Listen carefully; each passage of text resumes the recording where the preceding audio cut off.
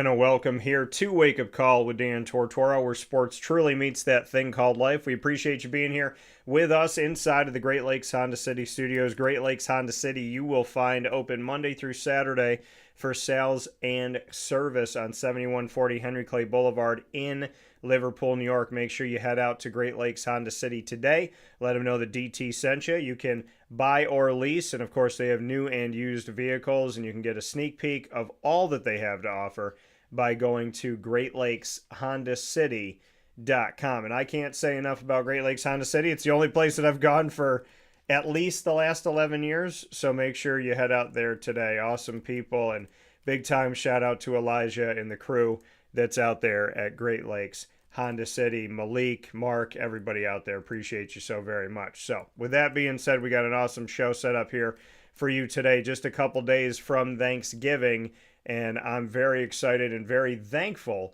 for the guests that I will be featuring here today, as well as our segment from one of the best restaurants that we can give to you here in Central and Upstate New York. So on Wake Up Call with Dan Tortora, up and down the East Coast, the Midwest, the West Coast, and all around the globe, you are with us worldwide on YouTube.com and Facebook.com, both / Wake Up Call DT, as well as on wakeupcalldt.podbean.com, our live internet streaming radio. So however you're connected with us, we appreciate you for being here. Inside of MonPawsPopcorn.com's What's Poppin'. The guest that we have today, we'll start things off with Rob Konrad.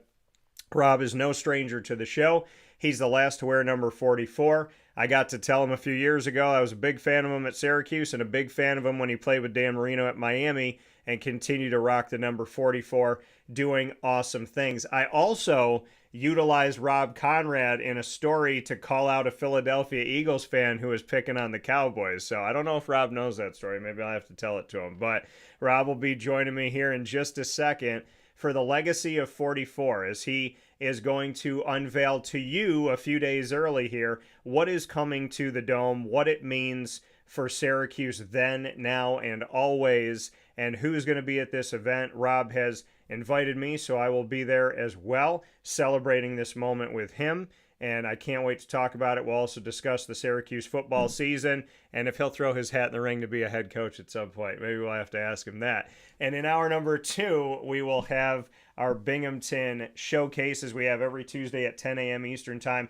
in our exclusive multimedia marketing partnership with Binghamton University. Kevin McEwen will be joining me of Binghamton Men's Lacrosse, their head coach, to discuss the 2026 season, recruiting, the student athletes, the coaching staff, as well as the scrimmages they've had and what the schedule looks like as we break it down together. And the ingredients to success, proudly presented by Avicoles, will round out Tuesday's show with the topic, Not Every Statement Warrants a Response. So with that being said, it is my honor, my pleasure to welcome someone back to the show that I consider a friend, and that being Rob Konrad, to speak on the legacy of 44 and more. Sir, how are you this morning?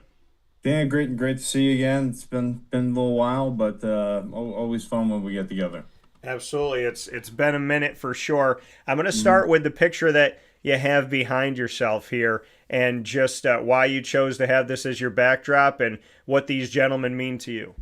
Yeah, I have a couple I was throwing around out there, but number one, I had hair and it was blonde, and I was thinking that, it was probably a pretty good look.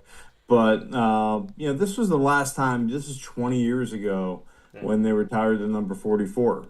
And it's been 20 years since our community, our fraternity, if you will, has gotten together. Unfortunately, obviously Jim and Floyd have passed in the past couple of years.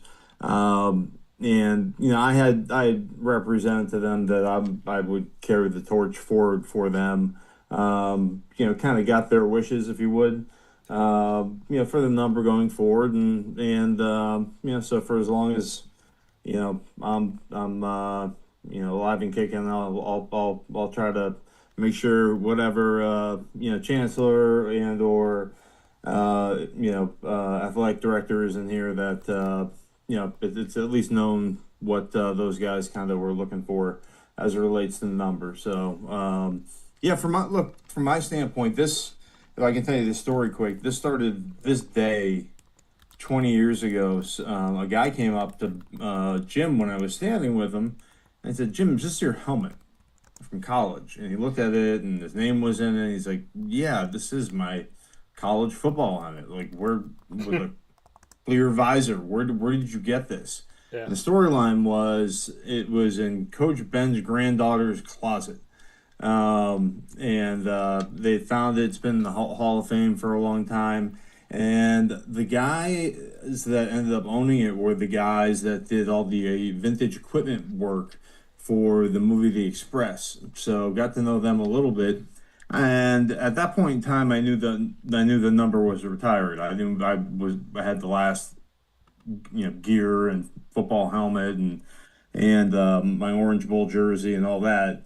And I thought, if nothing else for myself, it'd be kind of neat just to have bookends on, helmets. Jim's helmet was, I mean, it's one of a kind and it's worth a lot of money. This gentleman, I decided what I wanted to do was, make sure that, the legend of the 44 and what that meant and why he came about wasn't necessarily forgotten. My daughter is attending school there this year. Some of her friends are like, what's a fullback and what's 44?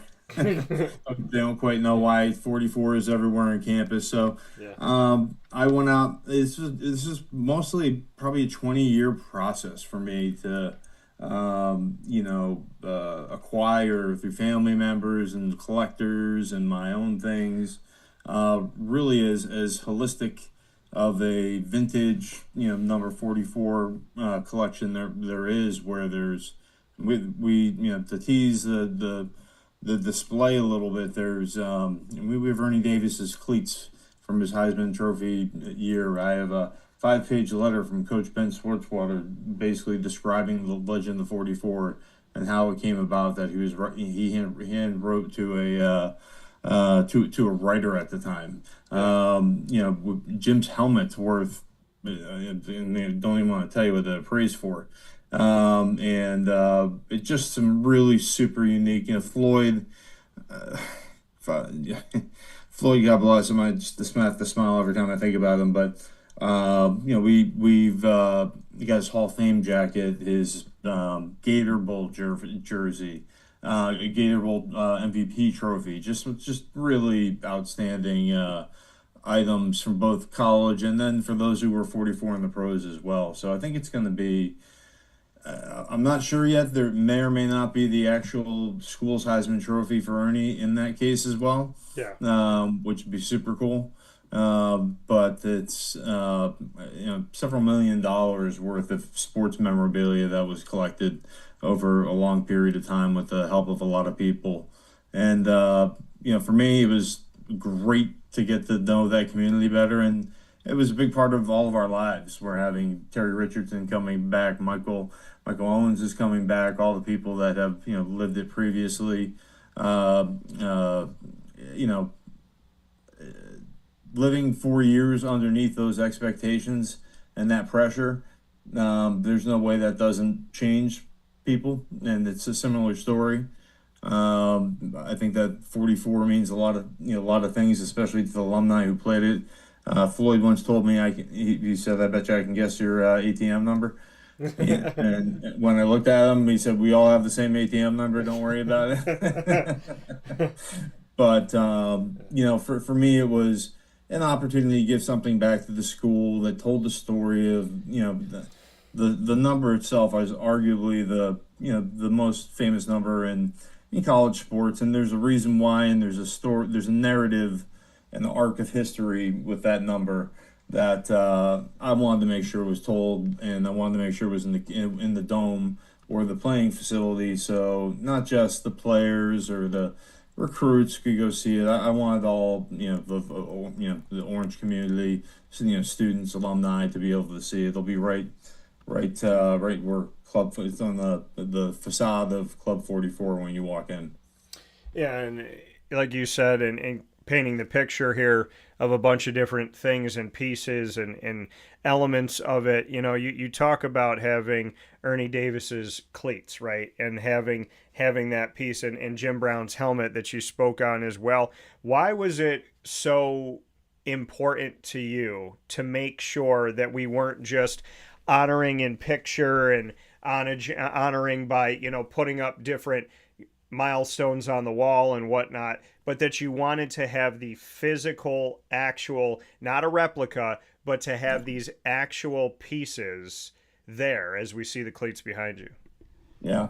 It was to me it was personal. I mean, look, these are you talking about Jim, you talking about Floyd, or guys that were mentorship figures in my formative years, right? I mean, um, you want to talk to you want you want to talk to Floyd after you talk to Jim. Usually, Jim would let you have it pretty right down the middle, and Floyd was like a perpetual optimist, which is I think superpower at times.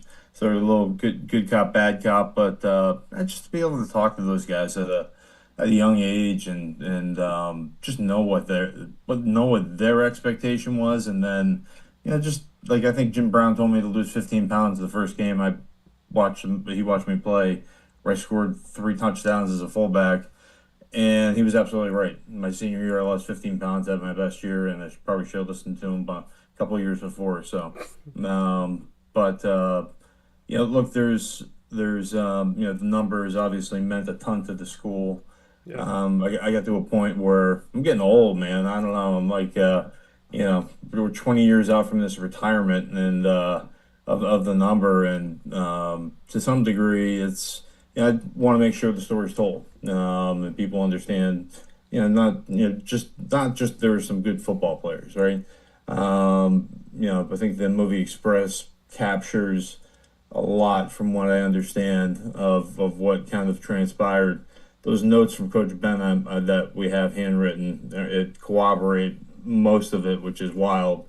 But I mean, it's just a special story, when you think about the people, the personalities, and everybody kind of went. I mean, on Ernie, was beloved and died at a young age, but Jim in his own way and Floyd, man, they had a big impact post football, right?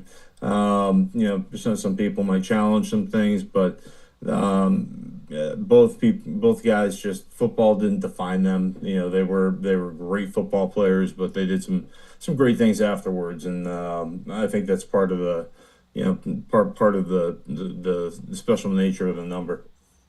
Yeah, and when you talk about this letter from Ben Schwartzwalder that details the essence of 44, just what it is and why it is, what can you share about this letter that will be on display and what Ben said? Yeah, it's interesting. It was a letter that was written to a sports writer who wanted them. You got to remember the legend of 44, from Jim to Floyd. They kind of didn't know they were doing, right? There were some guys in between.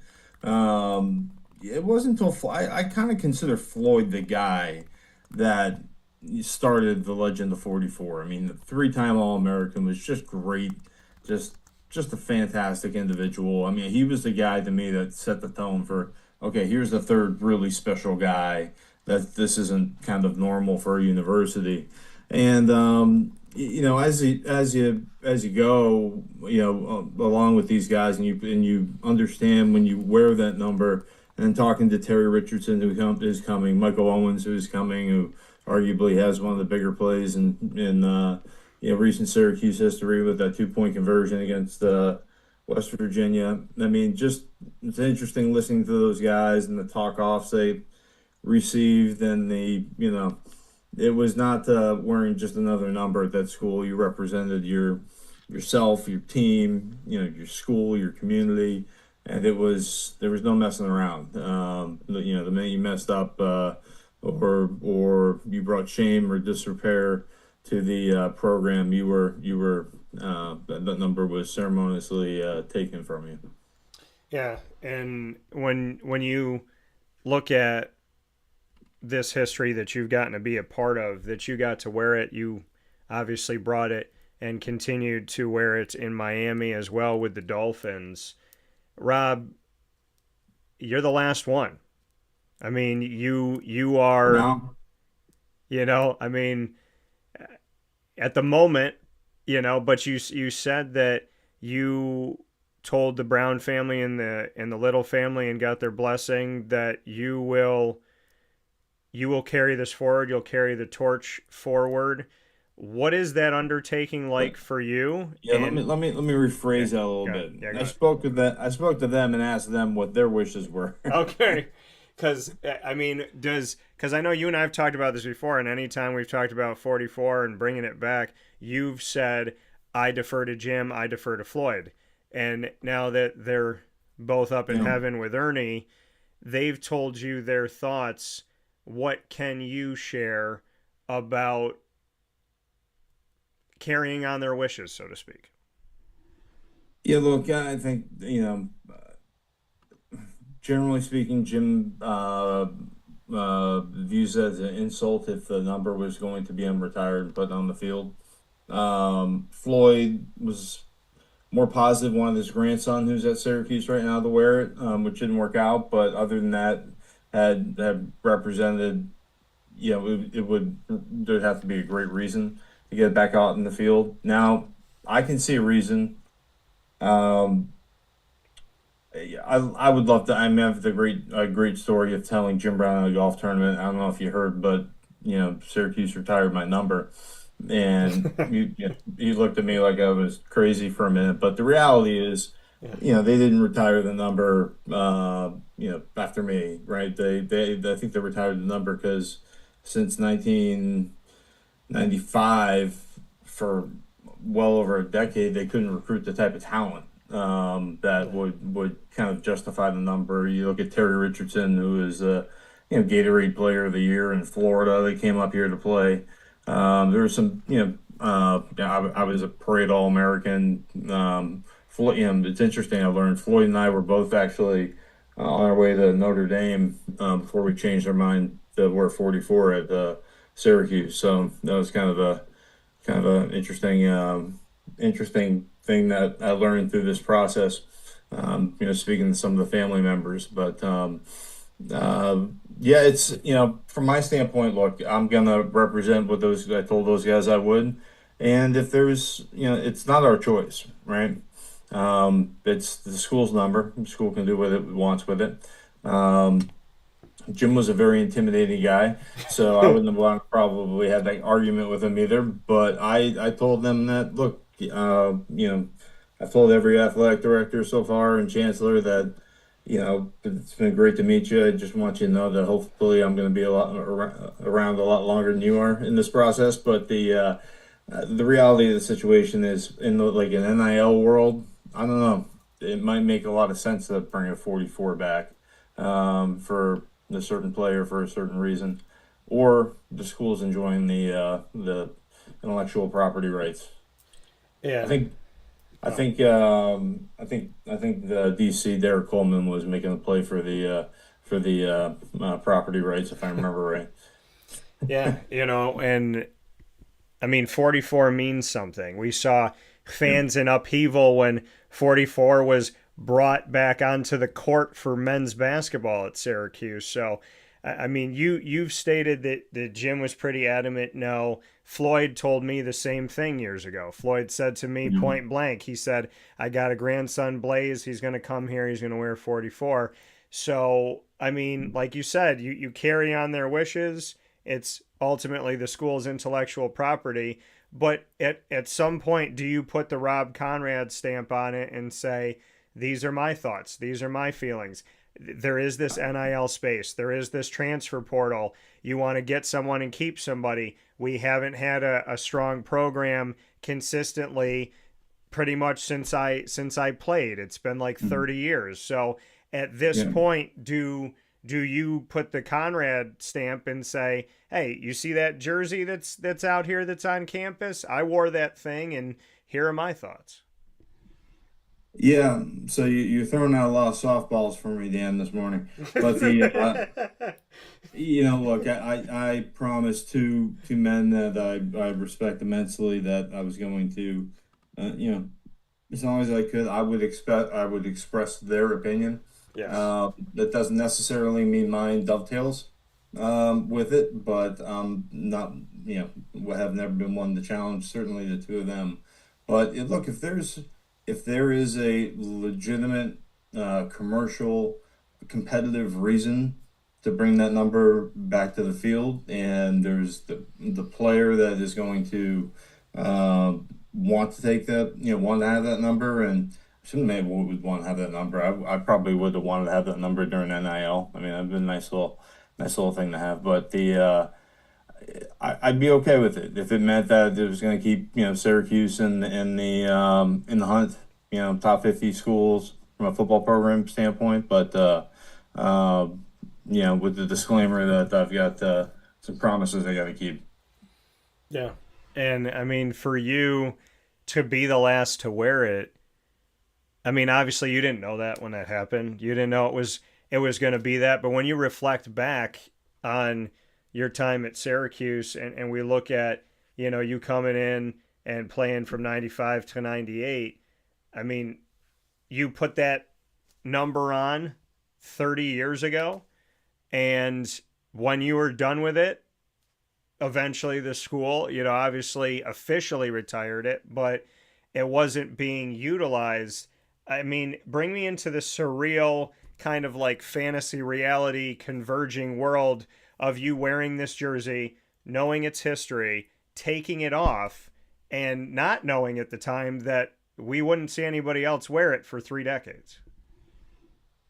Yeah, I had no idea. I didn't know that when we left. I probably should have figured out that with like Donovan McNabb and the guys that were leaving, we were probably weren't going to be as good. But they had that. Paul had a solid year, and it kind of fell off a cliff. And the program, again, the reasons why, really started to struggle. Really started to uh, have a hard time attracting. I was looking at something last night. It was like, a parade All American, right? You're the best of your position, what have you. I think we had two or three that were in our recruiting class, and the we just weren't getting those kids. There's so much institutional knowledge that was left. And I think it was during that time frame, and then we had a new AD that came in that was a little bit more LA and New York, and he said, let's make this story, which I'm glad he did because it's a powerful story. But with the effort of bringing the city and the state and into the school, and with the movie The Express, which I liked. I wasn't in, but I liked. Do you think hindsight 2020 they should have put you in that movie, The Express? I mean, I wasn't alive yet, so it would have been kind of tough. But I don't know. Maybe I, like, I doubt it. I'm not a very good actor. yeah. I feel like I don't know if I don't know if I fit the overall narrative of the movie. So that could have been part of it as well. take Dennis Quaid out of it, let you play Coach Schwartzwalder, maybe, just maybe. But here with Rob Konrad this morning, Syracuse Orange fullback and number 44 alum, legacy of 44 display being unveiled this week at the Dome, procuring the donations for this. Let's get into that, Rob. You've talked about a few things that are going to be there and Yeah. how many of a millions of dollars is on display, but Yeah. procuring these donations and how this all came to a reality. Yeah, it happened. It started 20 years ago when I found out they were retiring the number. I saw the first helmet and I knew I had the last helmet. And started off by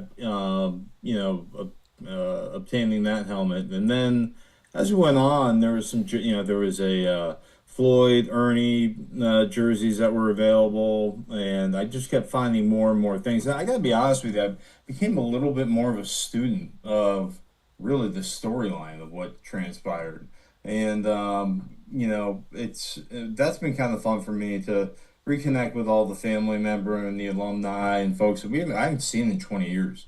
I had like bleach blonde and like thick hair when we were doing this retirement ceremony, so it's been a long time. Unfortunately, most of the folks up I'm standing with aren't with us anymore. But the I'm super excited about getting back. A lot of these family members helped. Okay, Like Terry Richardson donated his helmet and his jersey.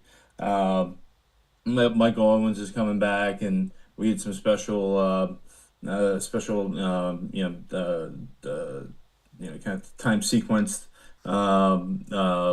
vintage, things that were kind of put together for him from a football standpoint. But there's so much more to it. There's a narrative board that has the timeline, the players, some of the things they've done off the field, the American program with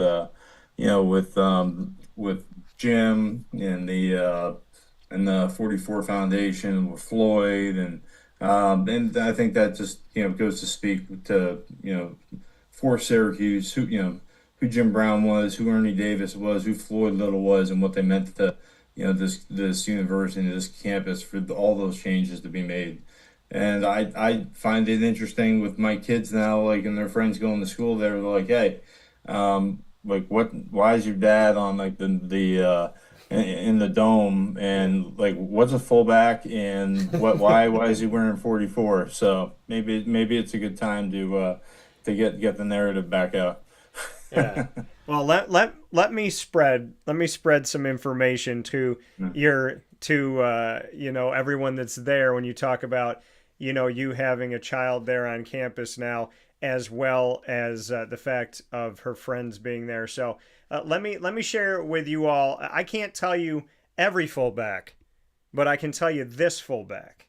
Okay, 1995 to 1998, because he played the game a hell of a lot higher than we have seen this position. Typically, you are blocking for a running back. The running back's making their hay. The fullback's an extension of the offensive line. Well, this fullback that I'm on the screen with right now, Mr. Rob Konrad, this is what he did. He played in all 4 seasons, no less than 10 games in a season, between 10 to 12 games a season.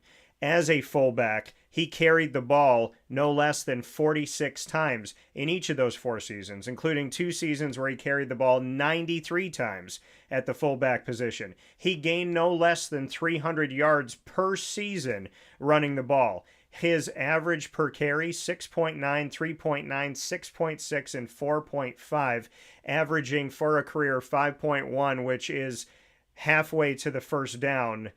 Go ahead, you got something you want to say? Someone told me that I had a better per yard rushing percentage than Jim Brown.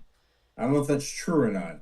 Yeah, I feel like Jim was right around 7. You had 6.9. So yeah, I mean, there's something to be All said. right. There's something to be Yeah. said about that. So you I and might have Jim, beat one of I might have beat one of them. I don't know. yeah, yeah. Anyways, as a Now fullback, I was pretty proud of that. and you should be. He had at least 3 touchdowns in every season, rushing 7 in 2 of those 4 seasons. 20 touchdowns for Rob Konrad in his time at Syracuse. Some fullbacks don't have 5 in a career.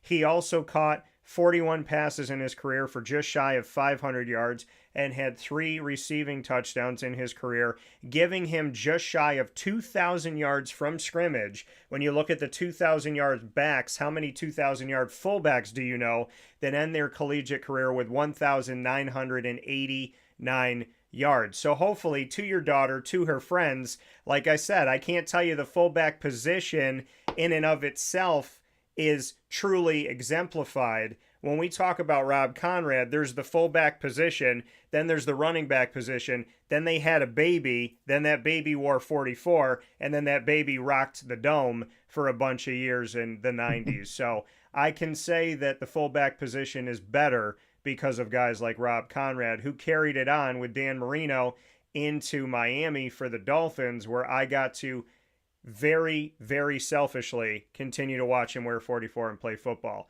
So with that being said, Rob, that's the history of the fullback that I know.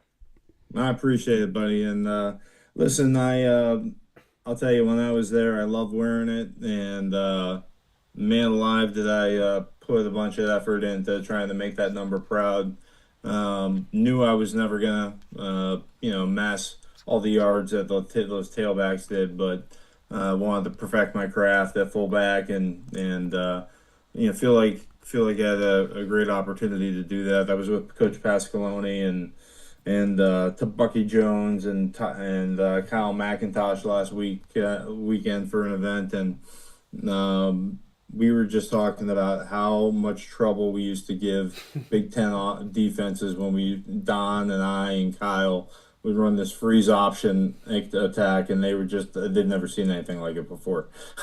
Yeah. Then Well, you got Marvin Harrison running on that straight down the other side of the field just in case. yeah. But yeah, no, we had some great players and some really good times.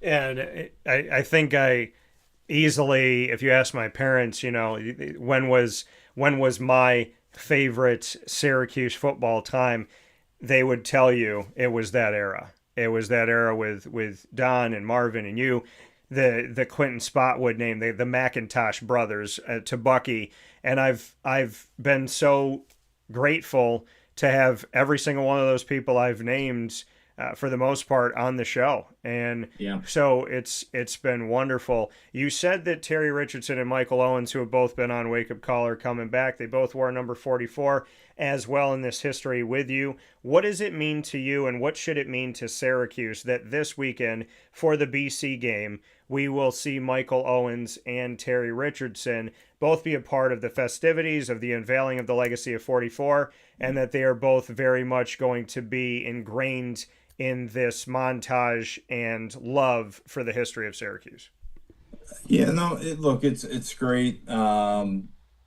We've actually never been together ourselves. We've just on separate occasions. So this is the first time we'll be together. Deborah Little is coming back from Turkey Day with a lot of the Little family as well. So it's gonna be special from that standpoint. My family's coming up, and I think Terry and Michael's as well. And look, from their standpoint, I mean, the Legend of 44 was kind of the thing for a while. Yeah. I don't think they knew what they really had until Floyd kind of did what he did and Jim did what he did in the NFL. Yeah.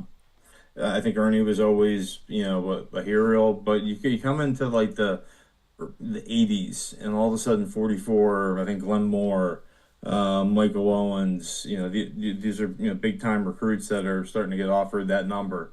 And then Terry, I mean, coming from Fort Lauderdale, Florida, right where I was from, the Florida Player of the Year. I mean, comes up to Syracuse, and in the early 90s. And I had this question with Paul, a little discussion about who's the better team in the 90s, the early 90s or late 90s team. And it ensued an interesting conversation. What did he say? Can you tell me? Yeah, and I kind of agree with him. I think Yeah. the early 90s teams were more consistently great, and I think that our teams were, for the most part, pretty great, but we dropped a couple that we shouldn't have dropped, that those 90s teams. Or Marvin Graves, Shelby Hill, Marvin Harrison, man, those guys, Chris Gedney, those guys were loaded. Danny Conley, they had some pretty good teams. So I didn't say I agreed with them, but that was his takeaway. And Rob, before I let you go, I did want to, kind of assess. I mean, we see the season Syracuse has had. Unfortunately, seasons like last season are like once every 20 years. Seasons like this season are more often than not since you left Syracuse. And it's Steve Angeli goes down, but obviously it's more than the quarterback. He doesn't play defense, right? He doesn't play special teams. He doesn't play a skill position. So when you're coming back and you're unveiling the legacy of 44, and this is where I'm going to make my pitch, I think 44 should come back because I love history, but what's the point of history if you can't make more? What's the point of history if you can't have new chapters in this book? And so I respect Floyd like crazy, and him and I have a great friendship, and that carries on with him in heaven, and his voice is with me, and those hugs are with me, and being around Deborah and getting to tell her how much I love her husband, that's with me. So, and getting to meet Jim Brown and talk with Jim Brown, and obviously get to learn about Ernie Davis from the movie The Express. So I understand respecting all of that, and I do. Trust me, Floyd knows that. I'm going to feel his hand on my shoulder in a second here. But I definitely definitely think that what better way to bring Syracuse back than to bring back the best number in its history and to let that shine, to get butts in the seats. People are going to want to see 44, and there can be parameters to it and whatnot, but to get back to what I was talking about, because that's my point and that's my pitch, and there's more to it, but I'll put it there for a second.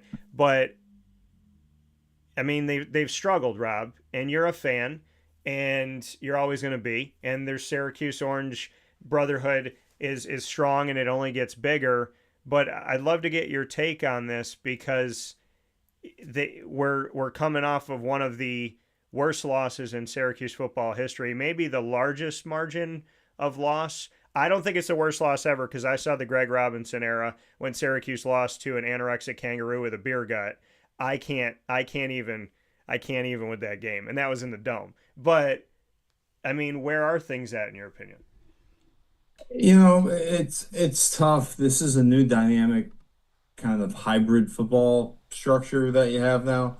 It's part business, part pro, part collegiate, right? And I think one of the things that a lot of people have had a hard time processing, and something I do in my kind of daily life, but building a strategic plan. You build redundancy, you top grade your staff and your people. You have a very clear objective, and what you're doing, you're measuring it right on a daily basis. Like those fundamental institutional things that need to take place. That's a transition in college right now, right? There's no one knows exactly what are we hiring a GM, are we hiring a director of revenue? Who's going to be the fiduciary that's going to lay out these contracts with these kids? These Yeah. kids, that's like those questions that I have. I mean, there's guys like Scott Pioli, for instance, who's a Syracuse guy. That's like, you know, guy like that probably would be a guy I'd try to get in the house for like 90 days and just look. I love Fran. I think Fran's great. But football is the ultimate team game, and I mean, it's like being the CEO of a major corporation. There's revenues. You got your expense line, and you gotta execute. Ideas are easy. Execution is everything. You gotta be able to recruit coaches. So, I mean, there's guys like us. There's a bunch of alumni and people that are, doing things that are trying to allow Syracuse to compete more and more as it relates to NIL or revenue share and things of that nature. But the team has to do it. They have to do their talent, acquisition. They have to make sure they get it right, and make sure they're allocating the right capital to these kids. They have to develop these kids, and you have to be able to coach at the end of the day. So those are all the things that go into making a successful head coach and AD. And it's hard. It's a dynamic time, but I think I mean, given the time frame, probably before you have a 50 super conference type of league with the media rights, I think it's time to spend some money and make sure that we're there. Because if you don't make it, you're probably in a pretty tough spot going forward. And you talk about, spending money and making sure that you do what you need to do to be able to withstand whatever is coming with college football. Cliff Ensley with the Ensley Center. We know the Lally complex with the Lally family.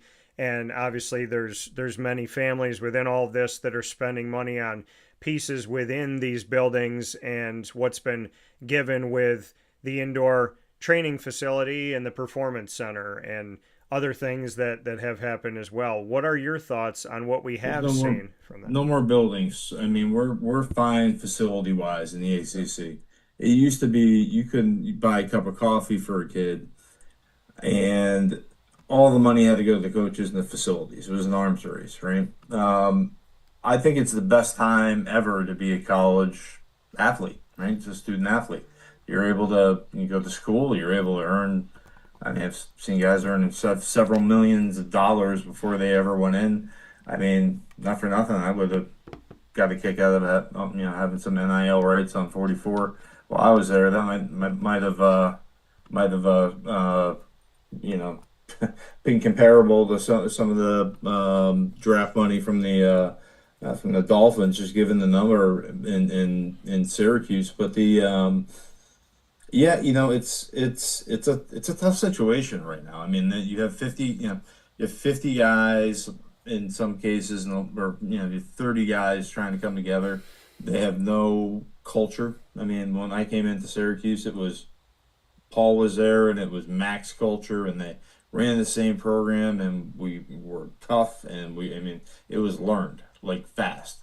You bring in guys from portals that from other places, and I mean, it's kind of a toss up, you know what I mean? It's almost like free agency in the NFL. Sometimes you're buying other people's problems, you don't quite know, and you have to get it right. You can be like the Dallas Cowboys and always have a competitive financial advantage. That doesn't mean you're necessarily going to make the right choices and win all the games. So I think that we need to be smart. I think we need to build out redundancy, both within the athletic department and the team itself. I don't think it's acceptable to, go into a season, and I'm not sure that that's a reason, but have one, you have a quarterback that goes down and then we can't play. I mean, that's not being responsible. Yeah, that all coming from Rob Konrad. Rob, two final notes. Your daughter's at Syracuse. Just what you want to say to that effect and what that means to you and living vicariously through her eyes in today's Syracuse. And then I'll give my final note.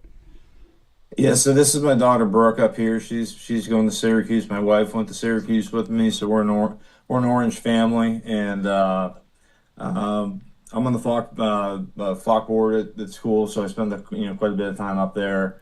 And I like to whenever I'm asked or welcome, try to help out with the athletic department vis-a-vis Falk or just separately, just because of all the relationships that we have through college and pro football.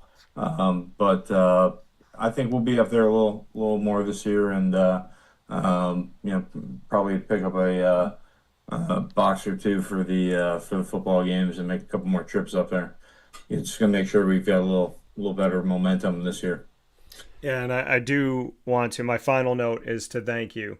Thank you for the time. Thank you for reaching out and connecting. Means the world to me that we have a bond and we have a connection. Means even more to me that, in a world where people expect everybody else to do it, you reached out to me and you made it a point and you made it clear, this is what's happening. This is what's coming. I want you to do this. Make sure that, we get on the show and we share this. So it means the world to me that you came to me, and it also means the world to me that you asked me, and there it is behind you, that you asked me to be with you as your guest on Friday. And I'm very happy and honored that you asked me to be there, and I'm looking forward to being there with you. Yeah, it's great. Look forward to seeing you. And this is kind of a little bit of a design of what's going to be right on the on Club 44 here, but it's some really interesting things to say the least. And yeah, really looking forward to getting it all out there. And I think it's going to be a bit of a working museum over time, as some our people are already sending me new stuff. So, Well, I look forward to what it is, what it becomes, and as we step forward here, seeing the design behind Rob Konrad, the legacy of 44 on display in the dome for all of you to see, so that you can truly know everything that Syracuse has done, where they have been, the greatest moments, and hopefully it will maybe lead someone else to coming to Syracuse and creating some more great moments. Rob, as always, thank you for this great moment of getting to talk with you again. Talk to a friend. I appreciate you. thanks, Dan. Have a great day, buddy. Hey, you too. I'll talk to you soon. I'll see you Friday. All right. Take care. That coming from Rob Konrad one more time here on Wake Up Call with Dan Tortora, where sports truly meets that thing called life. And, and like I was saying, I mean, that truly meant a lot to me. Rob reached out to me, reached out multiple times, multiple different ways, and then was like, then I got an email like, let's set up an interview. I want to be with Dan. We wanted to do something face to face in person at the Dome. Syracuse University has other thoughts on how they do things. So we decided to do this today, which to me worked out better because then I get to give you a preview 3 days early. So, to have all of this come together and to be able to do the things that we get to do together really means a lot to me. So I'm very grateful that Rob reached out. I'm very grateful that he wanted to be a part of this legacy of 44 and to make this thing come to life. I shout out Terry Richardson and Michael Owens. I shout out Ernie Davis and Floyd Little and Jim Brown in heaven and their family members in heaven and their family members here on earth, including Deborah Little, who I've gotten to meet. So, this is, and Blaze, that I've heard so many good things about from Floyd. But, this is awesome. It's going to be a great moment.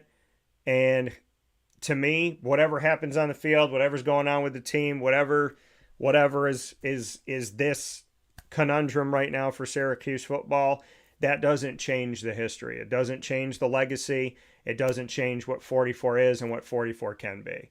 So I'm very grateful and very happy that I got to talk about this morning. I love the fact that Rob reached out, and I'm happy that I get to be with him this weekend, like I was talking about. So we'll take a step aside for a fast break. We got plenty coming up on today's show in hour number 2. You don't want to miss Binghamton Bearcats men's lacrosse head coach Kevin McEwen, who is going to be jumping into the 2026 season with us, talking about recruiting, the makeup of his roster, a new addition to his staff, as well as the staff makeup and the scrimmages that they've had, including going up against Syracuse, and what the 2026 schedule looks like as we break it down on the heels of its release to the public. And after that, we will have the ingredients to success, proudly presented by Avicoli's. Today's topic: not every statement warrants a response. A lot of great stuff coming up here where sports meets life, and I just want to thank God that he always sets it right. We'll be back inside the Great Lakes Honda City Studios.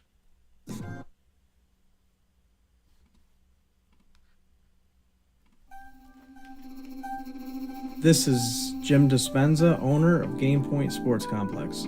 You hear the same story across any sport that kids play and any sport that adults play. There's never enough places to play. That was definitely true with volleyball, definitely true with basketball. Could be cheerleading, it could be field hockey, which is what we're seeing now. Every sport has a lack of places to play, and I think Syracuse in particular is a place where it's really bad, despite the fact that we've got a lot of athletic talent around here.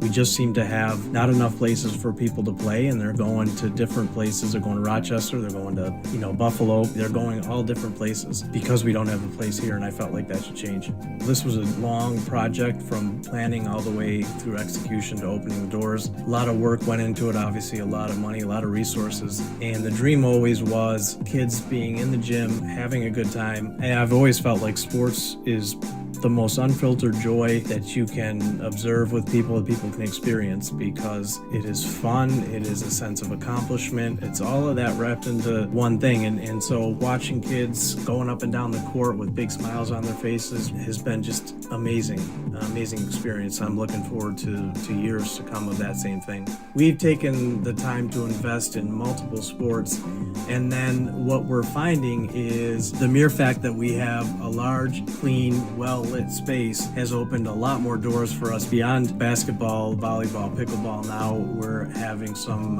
interest from cheerleading. We've got girls field hockey coming in, and then also there's quite a bit of room for spectators. We've got bleachers, we've got benches, we've got a concession lounge where people can get food and drinks. We're going to have multiple sports going at the same time, using every square inch of this place for what it was conceived for, which is basically people to come in, have a good time in the sport that they prefer.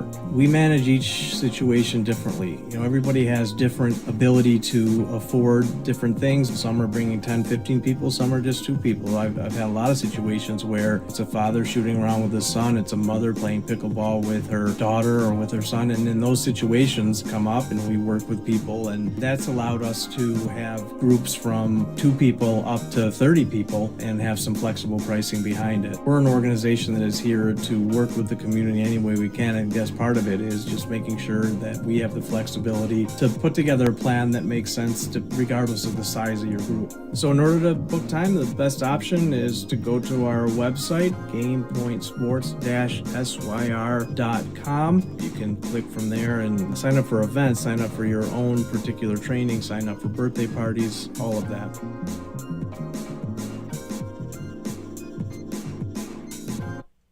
And now a message from Myers Creek Brewing Company, with locations at their Cazenovia Farm Brewery, Syracuse Inner Harbor Tap Room, and soon-to-be Lake Placid Tap Room. Well, I think first and foremost, the Feldmeyer family and our team are extremely passionate about what we do. We care very much about what we do. The Feldmeyer family is always investing. Our taproom management team, our brew management team, our marketing management team, and all of the team members that get after it every day, they leave it on the field. They put their heart and soul into it. I know for a fact that everyone that works at Myers Creek wants to be there, and we want them to be there. You know, we want them to feel good about their job. And again, if you've never been to a Myers Creek, especially to the brewery, I mean, I want your eyes to open really big. I want you to see how big of a brand this is. I want you to see where we're going. The sky is the limit, and I feel very proud of that, and I'm very excited about that.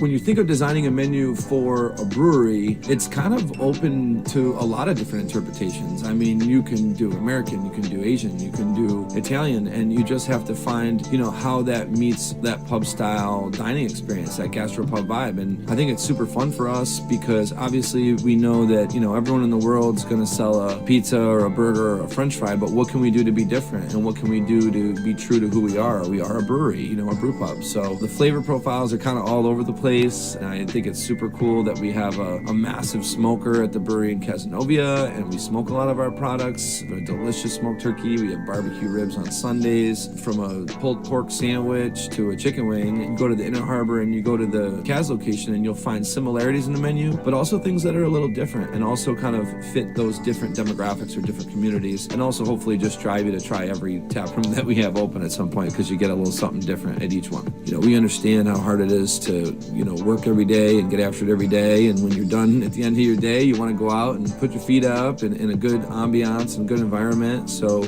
we take pride in that. We make sure that everyone knows that they're very much valued to us.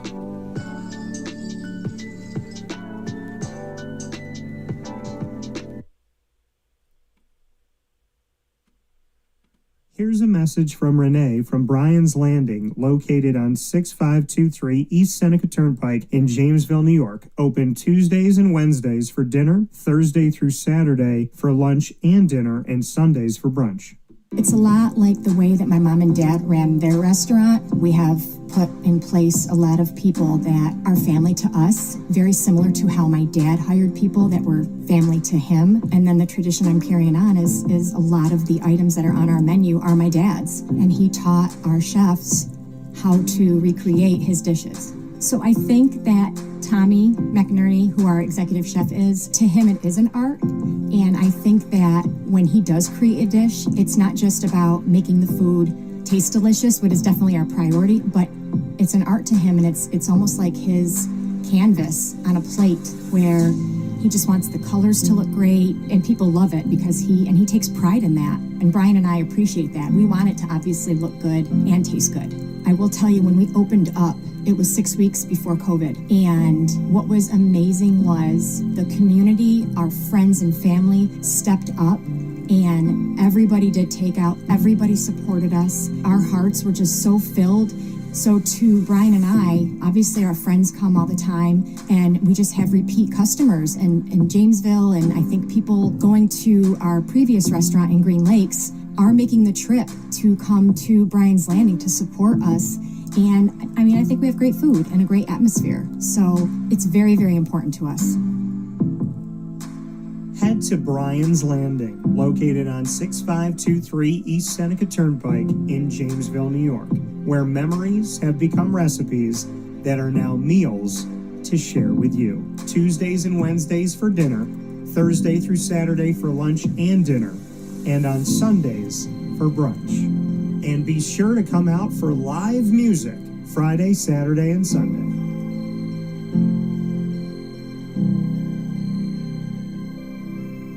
Life gets busy, and sometimes that means us running around. So Canine Camp Dog Daycare offers you an opportunity to give your dog a place to stay while you take care of what you need to throughout the day. Canine Camp Dog Daycare is located on 228 Old Bridge Street in East Syracuse, New York. You can see it from the highway, and it's just off of Erie Boulevard across from BJ's Wholesale Club.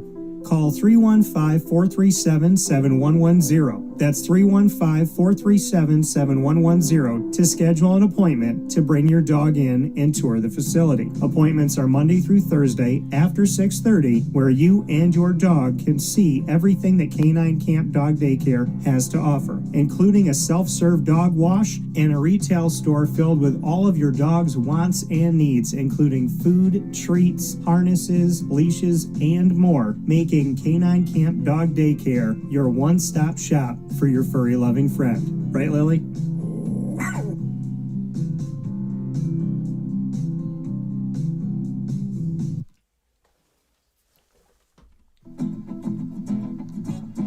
Hi, this is Amy from Mother's Cupboard, home of the whole frittata. We are open daily 6 a.m. to 1:30 p.m. For takeout orders, call 315-432-0942 and tune in to Wake Up Call with Dan Tortora for our monthly food challenge and try our Wake Up Call signature menu item available 7 days a week.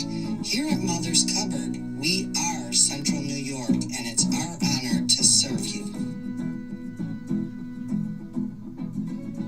Ma and Pa's Kettle Corn and Popcorn Factory remind us that every day is worth celebrating at 201 7th North Street in Liverpool, New York. Open Monday through Saturday in-store and always online at maandpaspopcorn.com. Serving our Central New York community and beyond, order anywhere, anytime at maandpaspopcorn.com. Stop in to get a tin at Ma and Pa's on 201 7th North Street in Liverpool, New York to get your half-price refills for the rest of your life. Come to Ma and Pa's for your holiday gift giving for family, friends, employees, and clients. And remember, for fundraising and events, to call 315-450-6272. That's 315-450-6272. Ma and Pa's Kettle Corn and Popcorn Factory. How corny are you? This is Jimmer Sikowski, owner-operator of Chick-fil-A Cicero, 7916 Brewerton Road in Cicero, right in front of the Home Depot. I had a deep feeling that God wanted me to do something bigger with my life and to help people, help others. I kept putting Chick-fil-A in my life, and I realized as I was going through the franchise selection process that positively impacting the lives of others was really core to what we do here at Chick-fil-A. First of all, it starts with the food. The food is brought in fresh daily. We bring in local produce. We prepare to order in the kitchen. We hand bread our chicken. We hand spin our milkshakes. It's great food. It doesn't taste like fast food. I think the second thing is the way people feel when they come in a Chick-fil-A restaurant. It's different. We try to treat people with intentional kindness here, which is very different and deeper than good customer service. And so I think it feels remarkable for most people to come in a Chick-fil-A restaurant. And then lastly, the impact that we try to have in the community is very different. It's a big part of the expectation of every operator of a Chick-fil-A restaurant is that they're actively engaged in their community, they're a leader in the community, and they're making a difference. When they realize that what we're striving to do is to shine a little light in their life, that's a very, very different experience than you will have in any other quick service restaurant. And it's that remarkable experience that I think people will emotionally connect with. And a welcome back here to Wake Up Call with Dan Tortora, where sports truly meets that thing called life. We appreciate you being here inside the Great Lakes Honda City Studios Monday through Friday from 9 a.m. to 11 a.m. Eastern Time. And, of course, our exclusive multimedia marketing partnership with Binghamton University comes to you every Tuesday at 10 a.m. Eastern Time, which I call here on the show Bearcat Time. So happy to be here with Kevin McEwen, and Kevin McEwen, Binghamton Bearcats men's lacrosse head coach, right on the heels of them releasing their 2026 schedule. And so happy to talk about that in the upcoming season. Kevin, how are you? Doing great, Dan. How about yourself? I'm doing well. I'm happy to have you here. Happy to have you back on the show. My brain can't function believing that lacrosse season is right around the corner when we talk about the spring, but it's definitely not that far away. Bring me into just kind of what's, since last season ended to right now, what the journey's been like for you.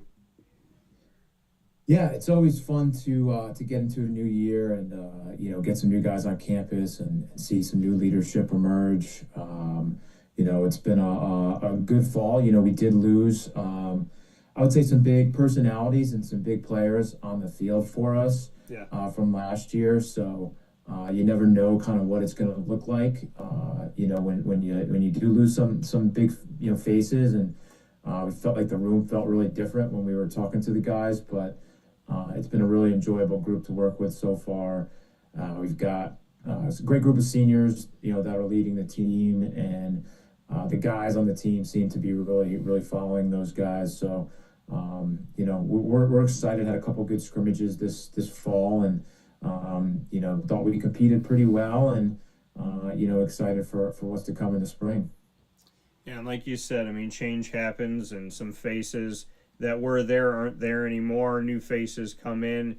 What can you say to the kind of cultural makeup and environment of the team? You know what this team is like. You know what it's like to be a part of ushering in this program to Binghamton, to being a student athlete, to being a part of it. So what does this shift look like when you do have to reload, essentially, not rebuild, but reload? Just what 2025 to 2026 has looked like for you?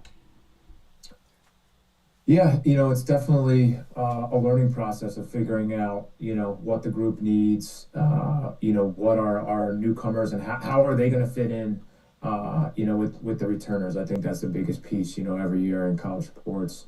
For us, it's usually 25 to 30%, of the roster is different from last year. So it's very much a different team and different dynamic. I think for us, what we want to see is, we want to have a group of guys that are competitive on the field and that really like lacrosse. And, so far, I think we've seen that, from the guys. So we're excited about the prospects in the spring. Yeah, and you talked about going through some scrimmages, just to share who you went up against and what those takeaways were. How many scrimmages you were able to get in? Yeah, so we scrimmaged two outside opponents. We scrimmaged Syracuse up at Janesville DeWitt High School in mid-October, and then the following weekend after that, we scrimmaged Hobart here on campus. So kind of two upstate New York rivals that we were able to go against, and just felt like we competed well. I think when you go into some of these fall scrimmages, there's not a lot of scouting, there's not a lot of preparation necessarily for the other team, and so we just wanted to kind of see how our guys, went toe-to-toe with obviously a couple good opponents. So we were pleased with, some of the things we saw, but certainly saw probably more things that, we need to work on and shore up for the fall. Yeah, and like you said, when you get to play New York opponents and get to go up against them in these scrimmages, just what that does for you, what it does to kind of maybe build the brands and to continue to sell the message of Binghamton University and who you are. Scrimmages don't count, but let's be real. When you're a head coach and you're scrimmaging, they do count because, like you said, you're seeing the things you like and you're seeing the things you don't. So what does it do to spread the brand, spread the message, and to give you what you need to see as you head into the spring? Yeah, well, for starters, with the Syracuse scrimmage, like I said, we were at Janesville DeWitt High School and had a really, really great turnout on a Friday evening there. Probably had, over 1,000 to 2,000 people there watching it. So just getting that exposure, in an area that we recruit is huge. And I think also seeing our guys, like I said, compete well, with a team of that caliber, a top 5 opponent. So, we were pleased with that. And, I think you kind of want to get the maybe sneak preview of, all right, what type of team can we be in the spring? What did we do well in those fall scrimmages? What did we not do well? and what are maybe going to be our points of emphasis in trying to find our identity, early in the season in February. Yeah, and when you have that crowd, I mean, obviously helping in recruitment, right? Being up at the high school, not being too far away in the state of New York, in the backyard of Binghamton University, so to speak, to have so many people there, to be at a local high school, just what that does to get eyes on the program for the future as you build toward the present. Yeah, it was awesome. It was awesome. There was a ton of kids there, young kids, middle schoolers, elementary school kids that were, running around watching us and playing. And, we had, some alums from the area that were there, with their kids. So it was, it's definitely a huge thing for us. And when you're looking at a team that obviously, like we talk about, has some new faces and has some new elements to it, are there certain things that you say, okay, I'm losing this is moving on, so I want to bring in this caliber, this type? I mean, do you look for types? Do you look for, you position wise, you're going to look for positions, right? If you're losing this position, you want to get this. If you realize last season we didn't have enough depth here, you're going to build that depth. But is there a certain like MO or type of player where you're looking for, like, hey, I know that every year I need one of these or three of these? Is there a certain chemical makeup, so to speak, that you look for? Yeah, in terms of like the roles we feel like guys are going to play, we try to bring in a balanced group. We want to bring in guys that can create offensively. We want to bring in guys that can finish offensively. On the defensive side, we might have a mix where we bring in maybe a bigger guy that can be physical on the defensive side, but then maybe it's also combined with maybe a smaller guy that has great footwork and can hang with speed and change of direction. So I think one thing we try to do is make sure we have some balance in the classes coming in, and we don't necessarily look at, hey, we're losing this one guy, how are we going to replace him with one other guy? I think it's just trying to have balance, like I said, in the classes, and then every year kind of figure out, all right, what type of team are we going to be? What are our strengths? What can we do well? And how do the pieces fit on that particular year? Yeah, and as we look throughout the program, I'm just looking at the roster right now here in the studio, and obviously all over New York, right from Yonkers to Vestal, but we also have Westland, Oregon. We have Mount Pleasant, South Carolina, with the Mount Sinai's and the Huntingtons of New York. You obviously have gone into New Jersey. You're in the Binghamton area. You're in the Texas area with multiple guys, New Hampshire, so Colorado as well, Connecticut. I want to make sure I don't miss anybody here. And there's parts of New York that you've gone to that I'm like, wow, more challenges in figuring out how to say that word. So there's a few here, like I know how to say Massapequa, but there's some other ones on here that I'm like, all right, that's a challenge. You got Syracuse, you got Beeville, you got Webster, New York. Also looking at Maryland's, you've gone up to Watertown, but Hauppauge, is that right? I think that's Hauppauge. Hauppauge, New York. So that's one of the ones where I'm like, man, I haven't seen that before. And then you go to Bradford, Ontario, Canada, Charleston, South Carolina, 3 student athletes on here from Texas. So I mean, the footprint of Binghamton and just what you can say about, as you look across this roster, how you've kind of chosen what you've chosen, because people are not surprised to see New York, but maybe they are surprised to see a bunch from Texas or looking at South Carolina, going outside of the Northeast, and then also going up to Canada. Yeah, we'll definitely have, like you're saying, a lot of diversity on the roster. Being a New York State school, I think we'll always kind of make New York a home ground for us, obviously, with the talent and the familiarity with the school and the price tag, starting off for in-state students. But the game has grown so much across the country and in non-traditional areas. West of the Mississippi, And, in the South, like you mentioned, Texas and South Carolina that we have represented on our roster here, there's a lot of good players everywhere. And a lot of times there's maybe not as much competition in recruiting in some of those more non-traditional areas, but the game has grown and there's so many kids playing across the country. So, we feel confident that we can get some good players, outside of the state and even outside of the region. And when you are going out and recruiting, I do want to give credit to your staff and speak on Brandon, Rory, and Nick, and just what it's like to work with these gentlemen and how you kind of have those war room conversations where there's a bunch of names and a bunch of statistics and faces and trying to figure out, who's going to be the right fit for this team. Yeah, well, we've only been together, the four of us as a whole, for about a month now.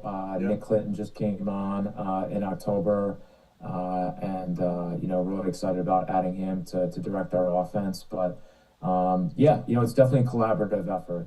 Certainly, I'm not here recruiting 40 guys by myself, and appreciate the work that those guys put into it, and definitely want to have that collaboration, and we're able to kind of spread our wings a little bit as we go out on the recruiting trail and see a little bit more in terms of games. But we like to try to have a lot of overlap and maybe even watch the same games just to make sure everybody's on the same page, and we have a good idea of who we're bringing in here to the program. Yeah, and you said that as a whole you've all been together for about a month with Nick Clinton coming in to lead your offense. What did you see in Nick, and just bring me into that decision and what element you think he can bring to this offense, why he was the right fit? Yeah, well, he's a guy who he's got some upstate New York familiarity. Went to school at St. Bonaventure, also coached there for a couple years, and I definitely just think philosophically kind of fit. What we're looking for. Think he's really passionate about the game. And teaching it, and I think he's learned from some great minds, along his path here in the past 5-6 years. So, excited to have him. The guys have, I think, adapted really well to what he's telling them, and excited to see us get more into things as we get into the spring. And when you look at the roles, when you talk about Nick leading your offense, when you look to Brandon and Rory and where their ultimate focus is going to be, just to kind of share how they shore out the rest of this coaching staff. Yep. Brandon works with our specialists, goalies and face-off guys, obviously two really important positions. And then Rory will assist me with the defense. The two of us will kind of tag team that side of the field. And, just really happy with the staff so far. All the guys bring great energy and, have different ways of doing things, which I think is important, so we're not all the same people going out there looking at things the same ways and trying to do things the same ways. I think having some balance with personality and, styles is important. You seem to be very even keel. You don't seem to get too high or too low. Does that change when the camera goes off? Do you get a little adventurous, a little heated in practice? Like, what do you look like when do you have those moments where you're like, hey, I'm just gonna let it fly? Because Kevin, when I speak with you, you always seem just very like you're right there, right in the middle, which to a lot of people say, they say it's a good thing. You don't let the highs get too high, the lows get too low. But what happens off the camera? Yeah, I'd say it's pretty similar, maybe 95% of the time. I think there certainly are times whether, you're on the high end or the lower end, where you might hit the extremes a little bit. But, I think trying to show up consistently for the team and being authentic and, having the guys know what they're going to get from us is important. So I think, try to bring, good positive energy, but at the same time, it's not going overboard and for the most part, and, really just, like I said, trying to be consistent with what we're doing every day. I know we came here today to talk about the schedule, and I appreciate digging into some other pieces for 2026.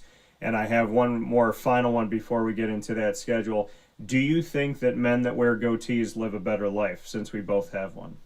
I'm not sure. Mine is relatively new. I picked it up during COVID, and haven't really gotten rid of it since. It takes me too long to grow it back in, so I don't know. I don't know if I'd ever get it again. Yeah, no, I think I had to take part of it off because I worked on a movie, so I could only have a mustache, and it felt weird, and then I got used to it, and then I was okay, and then I was like, what am I going to do? And then I brought it back, and I'm very happy that it's back home. So let's jump into this schedule, take a look at 2026 on your screen here. And for those of you that are listening on our internet streaming radio on wakeupcalldt.podbean.com, we're happy to bring this picture to life for you. So here in 2026, games in February, March, April, and May, and hopefully beyond as we get into this season here. So as we start things off, we're going to take a look at the fact that you start on the road on February 7th against Lafayette. So just bring me into, and I'm going to go ahead and circle this one here, the Lafayette matchup, starting on the road, what this game does for you, and knowing that you'll be away from home when you kick things off in 2026. Yeah, I think it's a great team to open up with.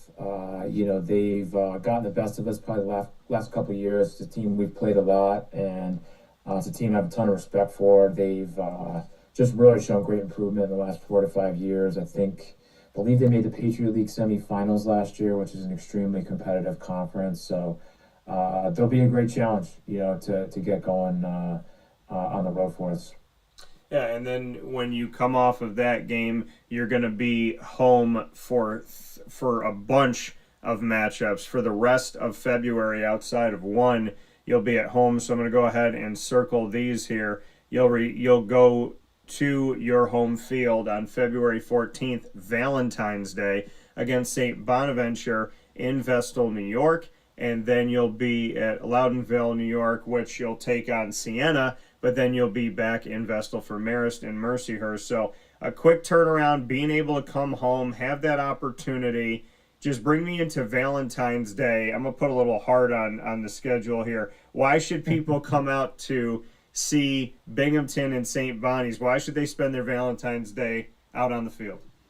Yeah, well, hopefully the weather cooperates. In mid-February there, lacrosse is a little bit more of a winter sport, I think, starting out in upstate New York. But, honestly, those we've had 3 overtime wins in the past 3 years against, St. Bonaventure. So always been a tough group, and, it's been a game that's been an exciting one, towards the end. So my hope is that we can, maybe not make it as exciting this year, but they'll be a tough team, and it should be a really competitive game. Yeah, and like I said, with the rest of February here being at home for 3 of those next 4 matchups after Lafayette, and you're in the state of New York when you're up against Siena. When you look at the matchups here, though, when we look at St. Bonnie's on the 14th, we have a school based in New York. We have Siena on the 17th based in New York. And then we have Marist here on the 21st based in New York. Mercyhurst isn't that far away on the 27th in Erie, Pennsylvania is where they call home, but obviously that'll be a home matchup for you. Just playing these New York teams, and then I'm going to go ahead and go into the beginning of March here for March 7th and circle Stony Brook, another New York school. So bring me into this, and that's more of the New York City area, the Long Island area, if you will, and not too far away from a place I knew all too well a few summers ago. So having all these New York teams, like we talked about the scrimmage, the importance of having New York matchups in your non-conference play, and just what that does in recruiting, and what it does to, obviously, keep yourselves close to home, play at home, and also play teams that are within a certain vicinity where you would anticipate that's going to help you, like I said, in recruiting, but also with having some alumni come back. Yeah, we're fortunate to have a lot of competitive teams, and have been able to schedule them that are close by. These are all teams, the New York one specifically, that we do recruit against a lot with in-state and out-of-state talent. So being able to get out across the state, have our alums that are spread out across the state. We got a lot of alums down in the New York City area. That was a game we played at Stony Brook last year. Had a great turnout from our alumni, and we're able to get the win down there on the island. So, getting these regional and in-state matchups are awesome. There's a lot of familiarity between the guys on the teams and also the coaches. So they're fun to play. Yeah, and when we look at an overall of this, like I was talking about, starting the season on the road, but then when you really go down and you look through these matchups here from St. Bonaventure all the way to UMass Lowell, that'll be inside of the America East Conference. I mean, we're looking at a corridor of games where you have 5 at home of 6 between February 14th and March 14th. So within a month's time, you're playing 5 of 6 matchups in front of your crowd at your field. Just what that does early on in the season for this squad. Yeah, well, we want to win the games at home. I think that's an important thing to do, and defending our turf, and I think it's been something that maybe in the past it's been a little bit difficult in terms of being able to schedule some home games.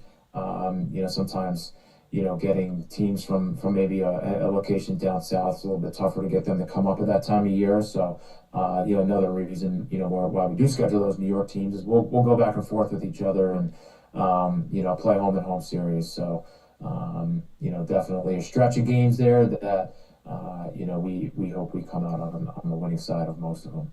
Yeah, and when you see this and you see Vestal, New York next to most of these games, I mean, not every season, like you were talking about, is like this, right? You're going to be playing the home and home. So this is a season where it seems like you get to be more home than away, get to lean on that a little bit more. So just what you could say to the fans about taking advantage of a season like this, because there are seasons where you feel like, when are they gonna come home, right? And because you do those home and homes and the give back when you're being even in a series, and then sometimes teams want to play you at their place, and if you want to schedule them, you got to go out there and whatnot. So to have a season that is home heavy and a lot of games within the state of New York in general, just what you can say about taking advantage of these moments and what it does for the fan base, because not every season is equal when it comes to home. Yeah, it's a great opportunity for, a lot of the local lacrosse community to come out and see us. A lot of times that time of year too is also, before some of the high school and youth seasons have started. So, we definitely hope we can get out off to a good start and build some momentum and, build some buzz throughout the local lacrosse community. And then I know you're facing off in Newark, Delaware against Delaware on the 28th of March. You start conference play on March 14th, as I mentioned, with UMass Lowell. Then you have NJIT. Then you step out of conference for a game against Delaware before you come back in with UAlbany, UMBC, Bryant, and Vermont. Just bring me into that.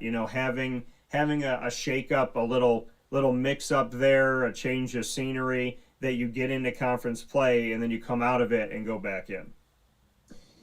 Yeah, well, it's not my design, but that's the way, our conference schedule is. Everybody in the conference has a bye week at some point, during the conference season. So ours there at the end of March, not a bad place. I think being able to schedule a team like Delaware is great. They've been a team that's been to the NCAA tournament, multiple years in the past few. And I think they're the type of team too, that we're going to need to compete with in order to win the conference. It's a game that'll help us get better and kind of be a jumping off point, hopefully, into the month of April. And when you look at the America East and we talk about the Vermonts, the Bryants, the UMBCs, UAlbany, UMass Lowell, and NJIT, how would you describe this Conference of the America East, what you see from it? Do you feel like there's kind of one or two players that you got to run through every year, or does it feel like it's becoming more balanced? Yeah, honestly, it's been so competitive. You look at the past champions. Our names are changing pretty consistently. In the past 10 to 15 years, every game is a battle, and we're just gonna try to take it one game at a time. I know that's a little cliche, but each one counts as much as the next. So I think it's important to be a little short-sighted, and I think this year I don't see it being any different in terms of it being wide open and anybody's conference to win. I know I'm gonna ask you this because I live in the world of so many different sports, and I see schedules that are massive, and then I see schedules where some schools and sports themselves don't have as big of a schedule. Like we know with college football, you're talking about 12 games unless you play for a championship or go to a bowl game. We were talking about basketball, and there's around 31 games. When we look at this, and we know that you have 5 in February, 4 in March, so you got 9 right there, and then you have ultimately you're going to have 4 more in April, so 13 matchups before you get into the America East postseason. As a coach, would you like to see more than 13? Do you think 13 is a good litmus test? Does it give you enough? I mean, how do you view the lacrosse schedule, which is right around the same amount of games for college football? Yeah, I think generally we're kind of falling in the middle. I think most teams will play like 12 to 14. I think maybe adding one more, that's the right one, would be great. A lot of teams now have just gone to one game a week, so a little bit more like the football model where you kind of get into that weekly routine, and you have a way that you practice on Monday, Tuesday, Wednesday, Thursday, Friday, leading up to the Saturday game. So I think a lot of people have gotten into that routine, and it's comfortable, but wouldn't be opposed to maybe adding more and more midweek game if it was the right opponent and at the right time of year, obviously, too. Yeah, and when you talk about putting together the schedule and the non-conference schedule, are you looking for? I know we talked about finding teams in the state of New York and having those rivalries within there. It's good for recruitment. It's good for alumni. But do you also look for teams that look like America East opponents? Are you trying to schedule teams? Because you just said something interesting when you said not just looking for another opponent, but you said looking for the right one, the right fit. So are you essentially doing a non-conference schedule, assembling one that is going to show your student athletes similar play to teams and scheming that they're going to see in the America East?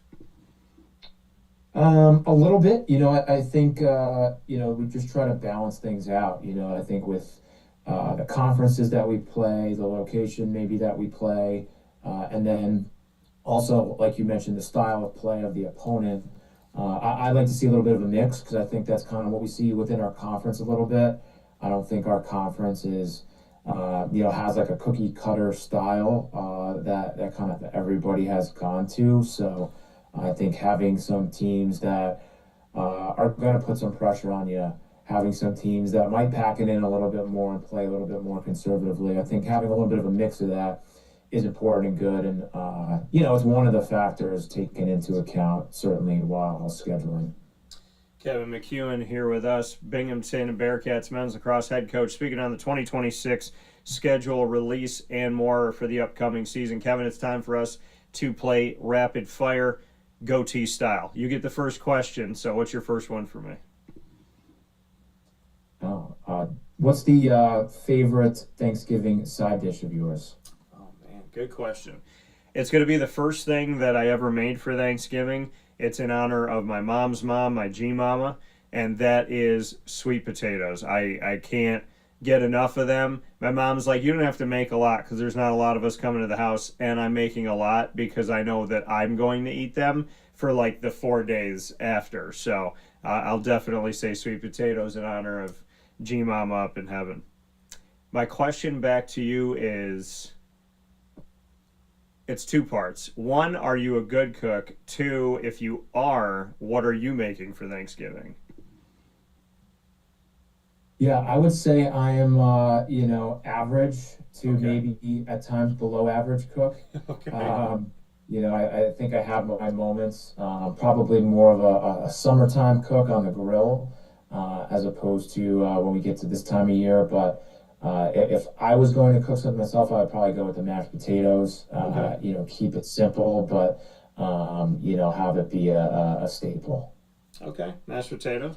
I can respect it. Is there any specific thing that you would do with your mashed potatoes to season them your own unique way? Is there any type of like McEwen essence, so to speak? Nothing special. I would, salt, pepper, maybe a little butter in there as you mash them up, and try to get rid of any lumps. That's for sure. Okay. All right. Fair enough. What's your next one for me? Next one for you. Does the family play any? You have any Thanksgiving traditions? Turkey bowl, anything like that? So yeah, so I'm very much in the movie tradition, and typically we watch one of the Home Alones on Thanksgiving. So there will be some movie watching, and thankfully my mom said this to me because I'm a big board game player and I have a ton and they never get used. My mom said we will have to play a game, so we're actually going to bring a game element into this, which is going to be a lot of fun. I'm looking forward to that. I'm going to throw that one back to you. I want to know your thoughts. Is there a McEwen special Thanksgiving tradition or traditions? Yeah, we have played a turkey bowl game, but the kids kind of aged out of it. Okay. And now we're kind of approaching the next era where like the next era of kids are starting to age in. Okay. So I think we'll be getting the football game going here in the next year or two. But I would also just say probably just watching a lot of football. As I've gotten older, I've kind of trended toward that direction instead of playing. We did play a turkey bowl game with our guys here on campus Okay. before they left on Friday. So had a lot of fun with that, and it's something that we do every year, and the guys really enjoy. Who's your best football player on the lacrosse team? And I asked that with Syracuse starting a lacrosse player as their quarterback. So who's the best football player on Binghamton? Yeah, well, I'll have to go with Greg Marinelli, Baldwinsville product. He was a quarterback and three-sport athlete up there for those guys. He was our MVP of the day on Friday. Awesome. I know Mr. Marinelli, so I can appreciate that and respect that. What is your last question for me? Okay, last question.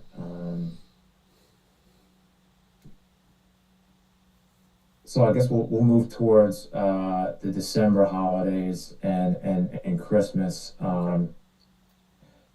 What's on your list for Santa Claus this year? Hmm. Health, safety, and true and honest and consistent love. I would say that if I had to pick something other than the most important things, I would say, man, what would I ask for Christmas? I would say, huh. I mean, I'm very content with every blessing that I have. I feel very appreciative of, and got to go to Italy with my dad. My mom, for my 40th birthday, just surprised me that we're going to Spain and Italy. So, which is crazy. I've been waiting so many years, and I'm so grateful that we get to go. But what the heck would I ask for? My dad just said this to me. He's like, "You got a list?" And what would I ask for? I guess I would ask for, huh?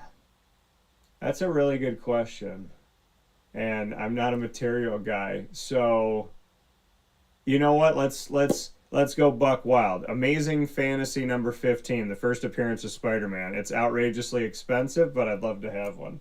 So, my question back to you, what is the greatest gift you've ever given and the greatest gift you've ever received? Oh, that's what I'm gonna have to think about here. Probably say the greatest gift I've ever received is my kids. Got a 6-year-old girl and a 2-year-old boy. Yeah. Greatest gift I've ever given.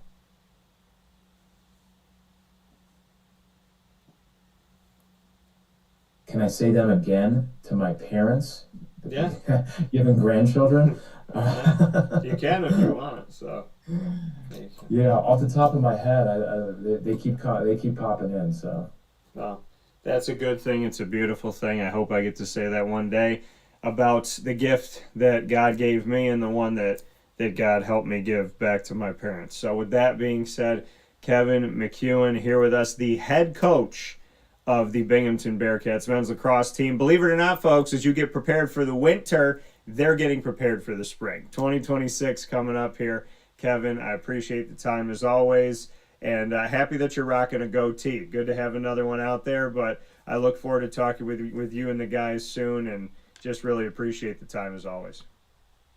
Thank you, Dan. Appreciate being on, and have a great Thanksgiving. You too. Happy Thanksgiving.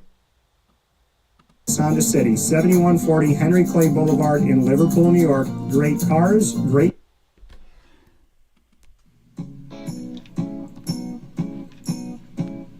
In these unique times, there are those in our community that give us a sense of normalcy and positivity. Pizza Man on 50 Oswego Street in Baldwinsville has been here for you for over 35 years and is here now. Call 315-638-1234 or order online at pizzamanbville.com to bring those familiar tastes into your home. And remember to come see our monthly on-site broadcasts centered around the community and our Baldwinsville Bees. Pizza Man in Baldwinsville. Any way you slice it, they are always here for you.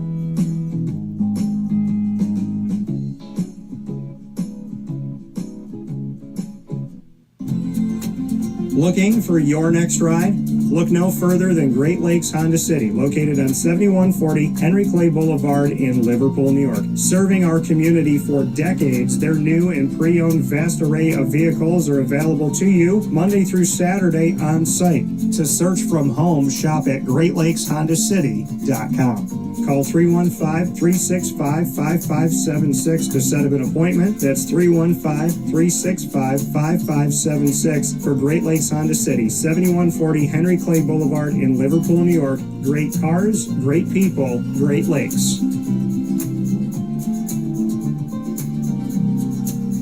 All right, you need to come out here and get yourself the Brooklyn Pickle. I was talking about this with one of my buddies. I was like, yo, there's no better sandwich in the state of New York than the Brooklyn Pickle. And now that I found out that they're going down to North Carolina, we are taking over your taste buds everywhere you are, wherever you're going to be. You need to get yourself out to the Brooklyn Pickle. Pinehurst, you just realized that you found yourself the best sandwich shop that you're ever going to have. This is a glorious moment. It's a blessing to your community. You're welcome. Brooklyn in the house, baby. Go over to the Brooklyn Pickle. You already know what it is. You heard the man. Head to Brooklyn Pickle Pinehurst on 1788 Old Morgantown Road in Southern Pines, North Carolina.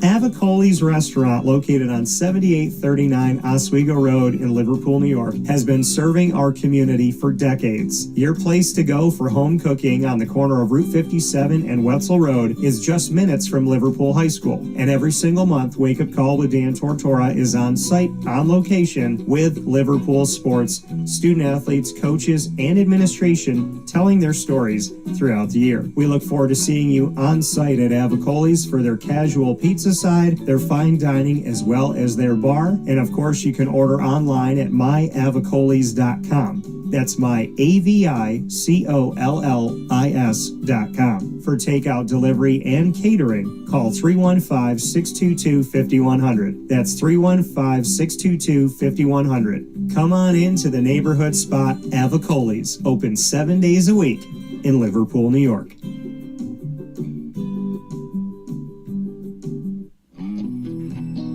K9 Campground Dog Boarding is your home away from home for your furry loving friends. Open 7 days a week with drop off and pickup times in the morning and later on in the day and early evening. K9 Campground Dog Boarding is the spot to trust with your dog for short and long-term stays. Call 315-299-4013 for more information. That's 315-299-4013 and go to k9campground.com as well. That's K9, KAMP ground.com, where you will find all of the information on their different cabins, which include the classic cabin, executive cabin, grand cabin, and luxury cabin.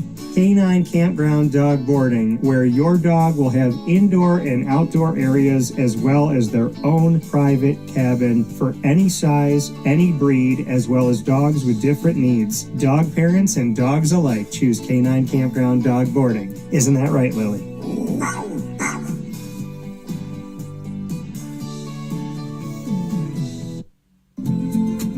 Looking for your next ride? Look no further than Great Lakes Honda City, located on 7140 Henry Clay Boulevard in Liverpool, New York. Serving our community for decades, their new and pre-owned vast array of vehicles are available to you Monday through Saturday on site. To search from home, shop at GreatLakesHondaCity.com. Call 315-365-5576 to set up an appointment. That's 315-365-5576 for Great Lakes Honda City, 7140 Henry Clay Boulevard in Liverpool, New York. Great cars, great people, Great Lakes.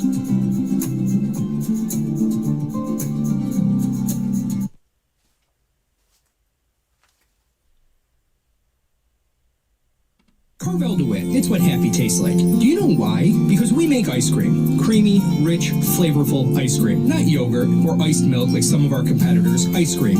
Fresh, by hand, daily. For the calorie conscious, we have something new for you. Our new Carvelite. Same great flavor, creaminess, and texture of our regular ice cream with only 35 calories an ounce. So whether you want an ice cream cake, flying saucer, dasher, carvelange, hard or soft ice cream, we will satisfy your craving with our fresh, handmade regular or new Carvelite ice cream. Carvel DeWitt. It's what happy tastes like.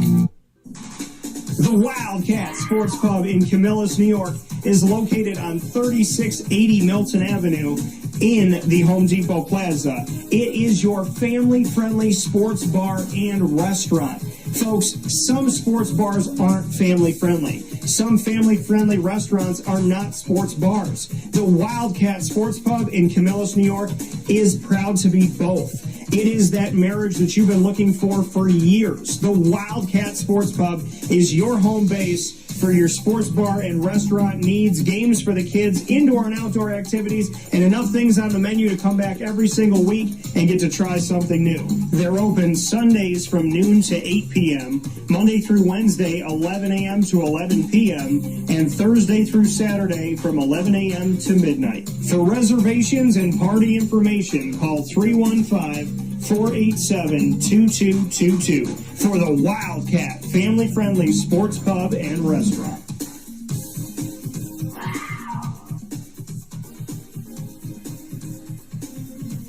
GG Cards and Breaks.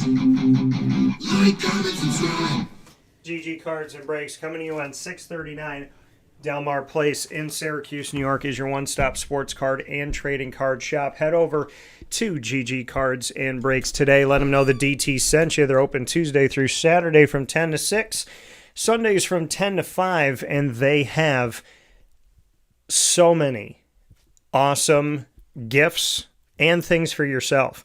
Singles, graded cards, packs, boxes, hockey, soccer, basketball, baseball, football, wrestling, Disney Lorcana, Magic the Gathering, One Piece, Yu-Gi-Oh!, Pokemon, and more while supplies last. They're constantly progressing, evolving, growing, and they just changed their whole display area. They added more display cases. There's such an awesome, open, beautiful atmosphere at GG Cards and Breaks. It's so cool. I could spend all day there. There's times where I have pretty much done that. And so, it's a community place. It's a place to be a big kid, and it's a place to let your spirit fly and be positive. And it's led by the best of them with Josh and Anthony. Head out to GG Cards and Breaks today. Let them know that DT sent you. their way. 639 Delmar Place in Syracuse, New York. Big time thanks to Chick-fil-A in DeWitt, led by Megan Sorber. The wonderful team at Chick-fil-A in DeWitt is ready to see you with all the Chick-fil-A favorites, as well as bringing you that peppermint chip shake that I can't wait to have every single Christmas season. Chick-fil-A in DeWitt waiting for you right now, and there's a bunch of you that may be in line listening to the show. Hopefully you're not watching while you're driving, unless you're parked, then it's okay.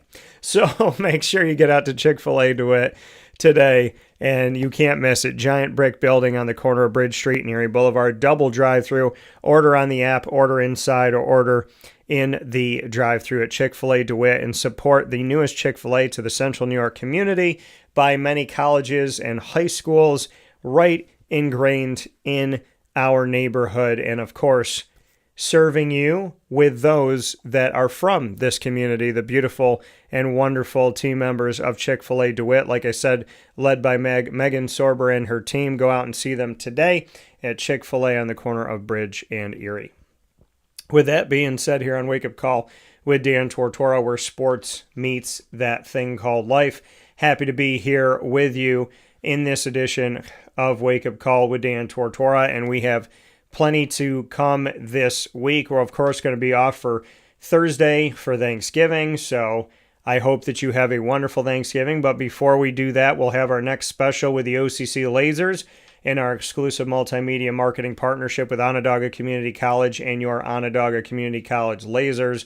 We'll be featuring them this Wednesday at 9 a.m. Eastern Time, and we'll also be bringing you fantasy football, which is going to have its unique week this week, with not only having games on Sunday, but also featuring the trio of Thanksgiving games, those turkey games that you can't wait to watch with you and the family. So make sure you get yourself out to the Wildcat Sports Pub, who proudly brings you this wonderful fantasy football power hour coming up this Wednesday, November 26th, starting at 10 a.m. Eastern Time, where we'll preview the trio of Thanksgiving games as well as every other game in NFL week, week 13? I think it's week 13.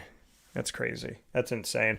NFL week 13, we'll be previewing that. My brain's like, wait, it's 12? It's 13. So they move fast. Enjoy them while we all can, and I look forward to sharing it with you this Wednesday before we take a break for Thanksgiving, when you take a break and hang out with your family as well. Hopefully you're not working on Thanksgiving. If you are, hopefully it's not for a long time and you can get home to your family. Let's jump into the ingredients to success, proudly presented by the fantastic team at Avicoli's. Speaking of food, before you have turkey, go get some pizza over at Avicoli's. I don't know why I said it like that, but go get yourself some pizza and all those Italian specialties at Avicoli's today. We look forward to seeing you over there at Avicoli's. They're open 7 days a week on the corner of Route 57 and Wetzel Road, right there on 7839 Oswego Road in Liverpool, New York, down the street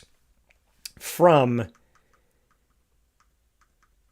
Liverpool High School. And you can definitely make sure that you get over and support your Liverpool athletics, as well as supporting Avicoli's. Like I said, open 7 days a week for lunch, dinner, and drinks. As always, only drink if you are of age, and only drink if you are going to do it responsibly.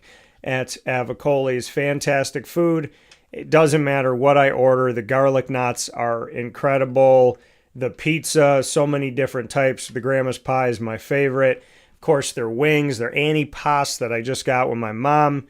Just bellissimo. That's what I'll say, bellissimo. So make sure you get out to Avicoli's for lunch, dinner, and drinks. And of course, you can call them for catering, takeout, and delivery, 315-622-5100. That's 315-622-5100. You can also go online and order at myavicolis.com. That's myavicollis.com. So it is now time to jump into those ingredients to success. Today's topic: not every statement warrants a response. Folks, we live in a world where everybody's got an opinion about everything all the time. And I'm going to tell you something that we need to hear.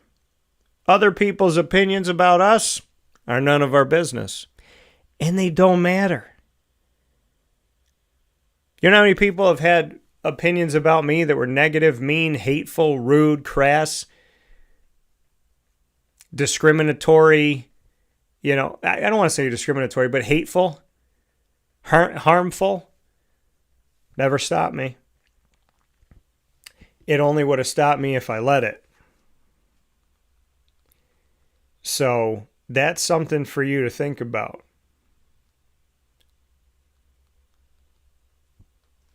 Not every statement warrants a response.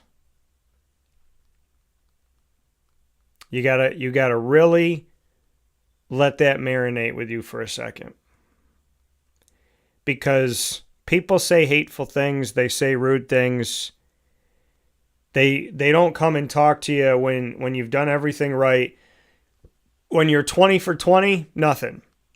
First time you misspell something, first time you don't do this or don't do that, or you get 10 predictions right, 1 wrong, there they are.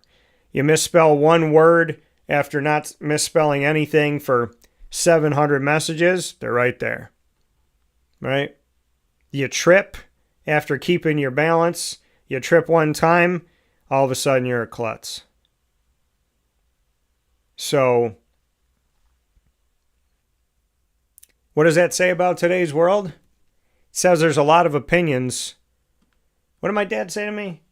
People have opinions like they have blank holes. And a lot of people's opinions come straight out of their blank hole. And it's true.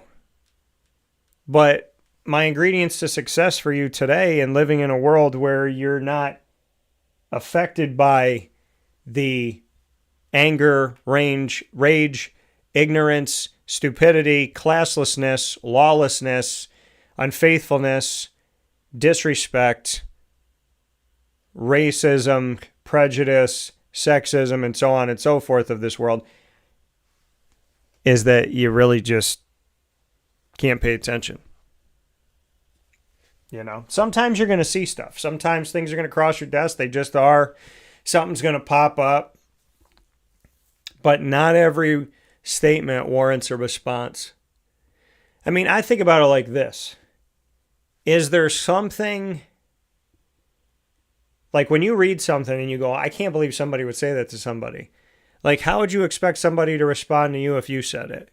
If you walked up to someone and you said the mean thing that somebody said to you, do you feel like that person would want to punch you in the throat, scream at you, slap you in the face, or do you think they give you a big old hug?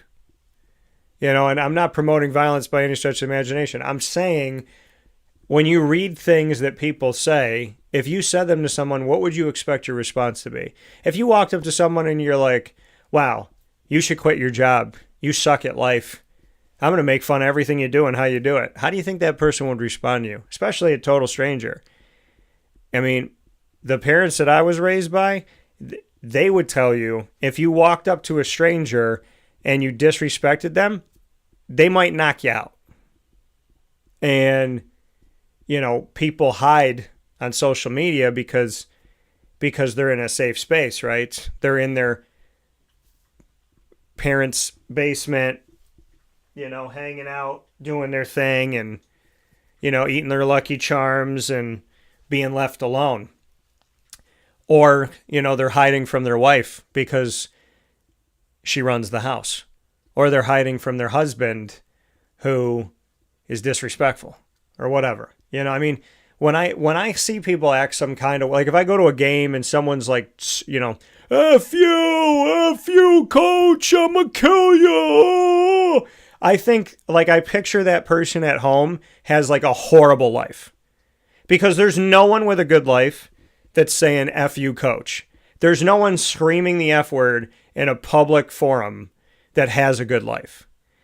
And I pray for those people. I pray that their lives get better. I also pray that they stop bringing their nasty to us because It's not our problem that you live a hateful, negative existence, you know, and in some ways you've chosen to do it some way. I mean, if you're at home and you hate the person that you're with and you just can't, I don't want to say hate's too strong in the world, but if you're at home, because this is how I picture it, when people are like really mean, I picture like their wife or husband doesn't let them speak, so they just lose their mind online.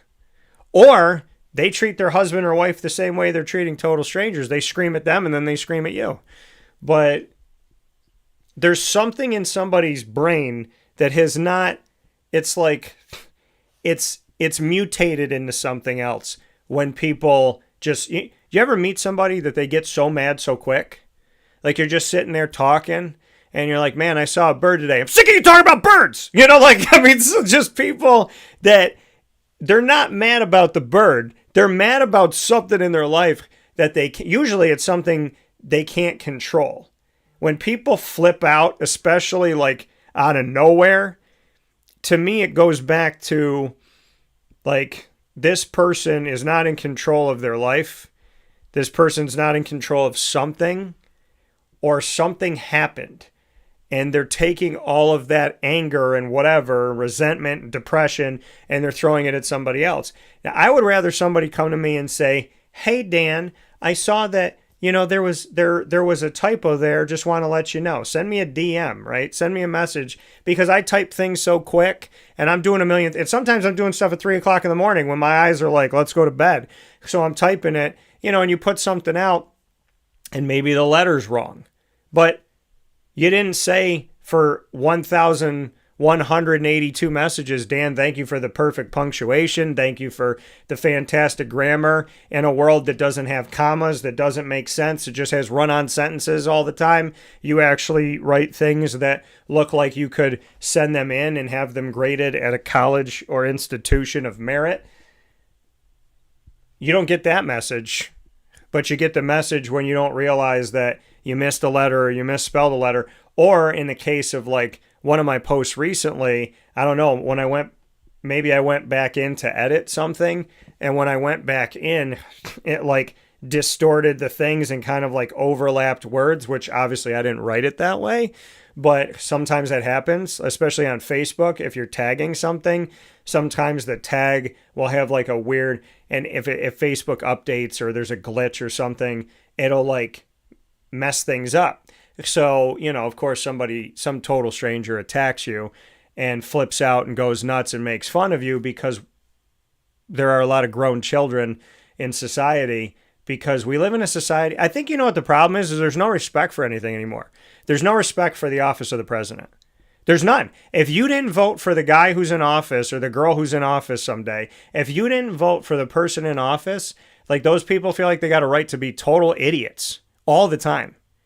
Like, that's not my president. And it's like, well, then don't live here. I mean, you know, if you were in a land back in the day and you said, that's not my king, that's not my queen, Dan, you'd be beheaded.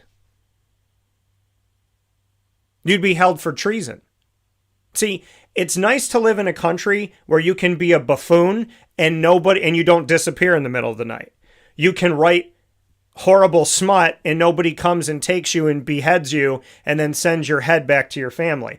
You know, sometimes people don't live in countries that are that kind. Go to North Korea and tell Kim Jong-un how you feel. Tell me how that works out when your tongue is sent back to your family with the body separate. Like, what are we doing here? And I'm using him as an example. I hope he doesn't do that. I'm just saying, like, ruthless dictator and people, you know what. But you know what I mean? Like, would people say, well, Hitler's not, like when Nazi Germany was going on, would somebody stand in front of Hitler at a rally and go, that's not my leader? And see how that, you know what I mean? And would somebody do that to Mussolini? Right? But I just find it really crazy. But it starts with like the highest office in this country. People don't respect the president. They see the media disrespect the president. So then they think they can disrespect the president. Then the social media networks let you disrespect the president because some of them lean in your direction. And so then free speech becomes hate speech. And then there's a distortion of what's okay and what's not okay to say.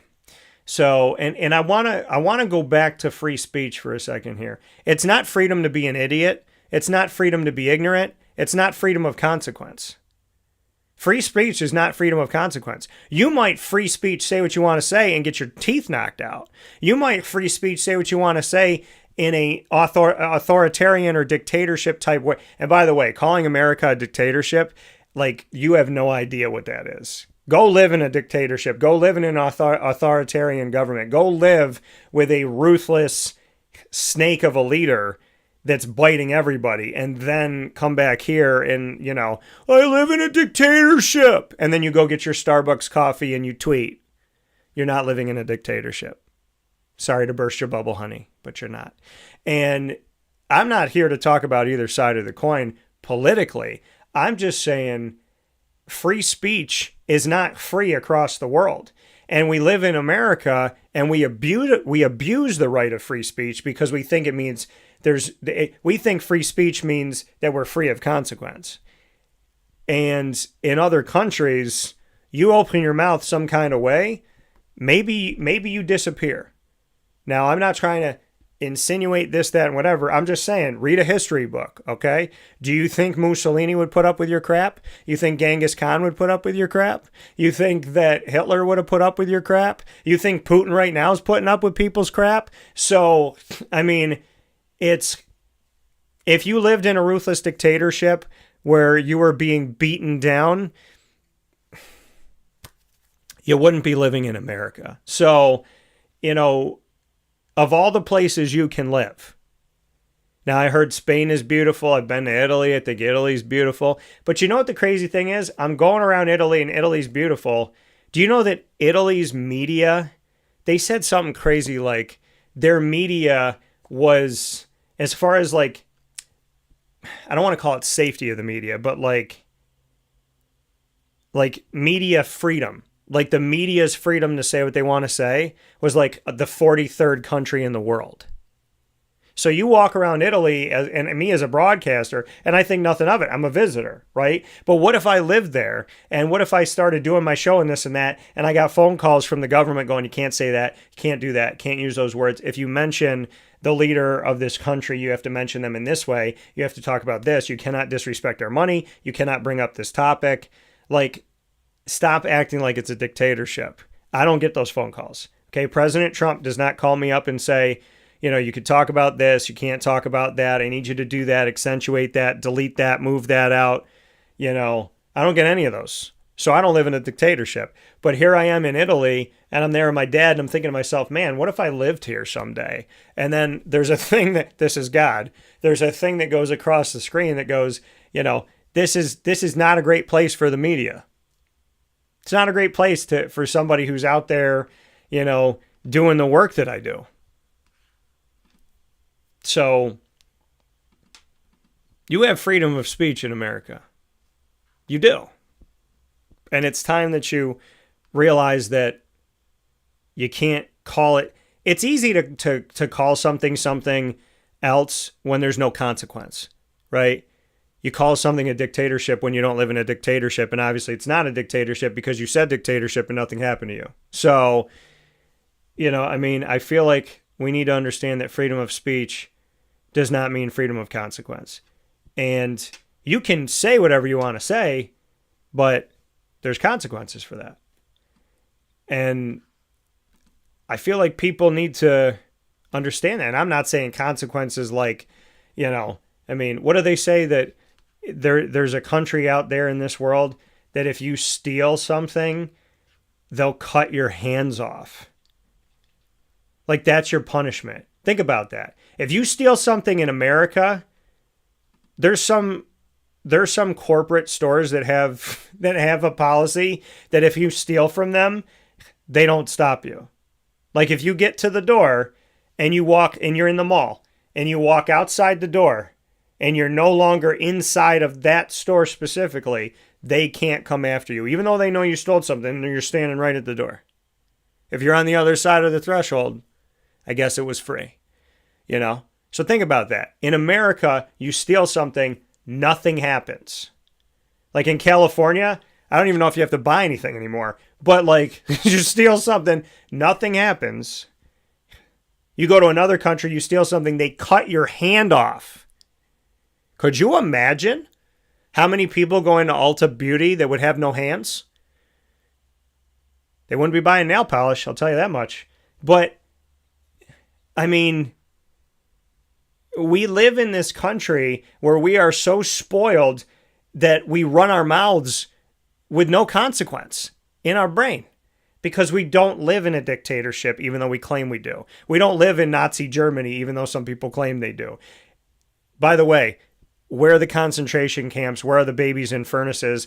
And where are 6 million people from one race eradicated? Because comparing anybody to Hitler when no one in history has killed 6 million people of one race, he kind of stands alone.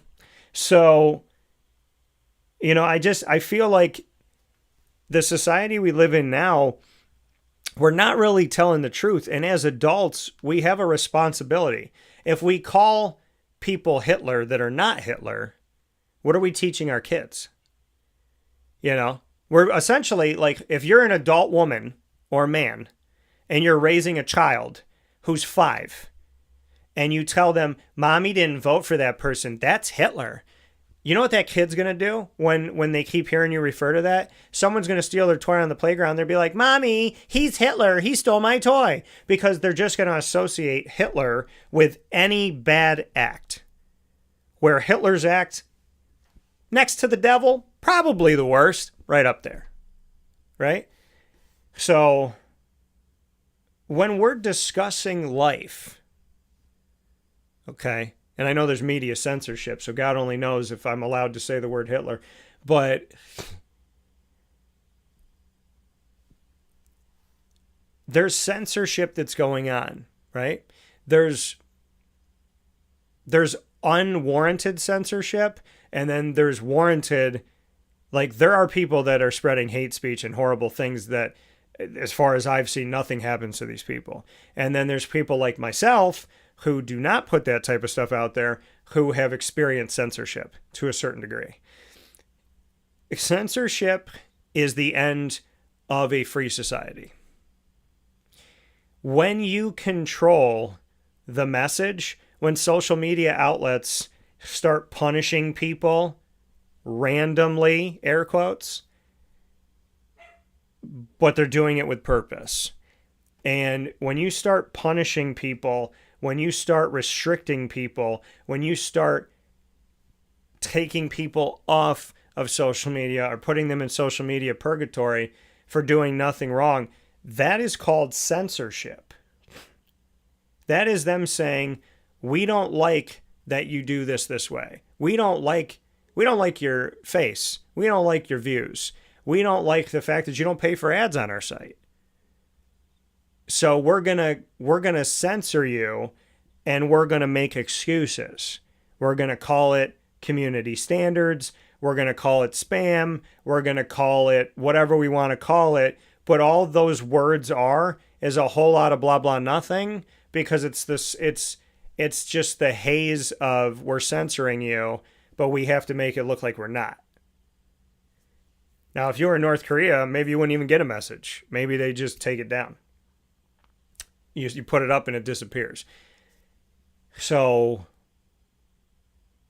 you know, let's get it clear and not get it twisted that we live in America and we live in a free society. And we live in a society that allows us to speak our minds. Even those of us that are ignorant, illogical, irrational, and hateful. We all speak our minds. We all do. Here's the thing. Just because you can say whatever you want doesn't mean you should.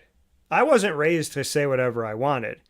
I was raised to be a respectful, kind human being who was consistently good. Every day, all the time. Not perfect, but a good person. That anybody that came into contact with me, that if they bumped into my parents, they would say, your son has such good manners. He has such a strong faith. He's so kind. He's so loving. He cares about people, right? So my parents didn't censor me. My parents didn't say what you can and cannot say. But my parents raised me to take care of myself and to be good to others. My parents raised me to treat others the way that I want to be treated, and to know that sometimes you don't have to open your mouth. Sometimes you don't know what you're talking about, and sometimes it doesn't need to be said. So not every thing that you see out here, folks, warrants a response. Not every statement warrants a response. Because when you respond to an illogical, irrational, hateful person, what response do you think you will get back? If someone has already shown that they're not educated, do you think that by responding to them, they will go, oh, eureka, I'm educated now? Or do you think that they will continue to go down the road of uneducated behavior? If someone is hateful, do you think that by talking to them, you're going to make them less hateful? Now, I'm not saying don't show people God. But sometimes you show people grace and you show people God by stepping away. You're not a wuss when you walk away from a conversation. You're protecting your peace. You're protecting your sanity. And you might be protecting that person from your response. Because your response might be, hey, I'm going to go off on this person. So I think that we really need to start in life knowing when to step it back, knowing when to knock it off, and to think before we speak.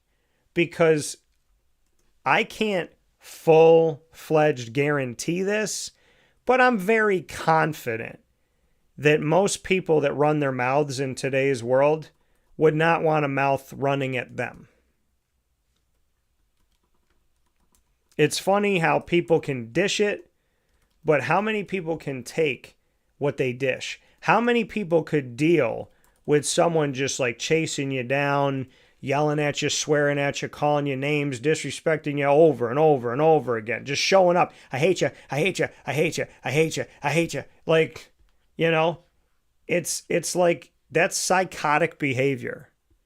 And there's people that like are demonstrating a very disturbing human response that there's people that literally have the time in their lives to chase down other people that they don't know and try and find anything wrong with them.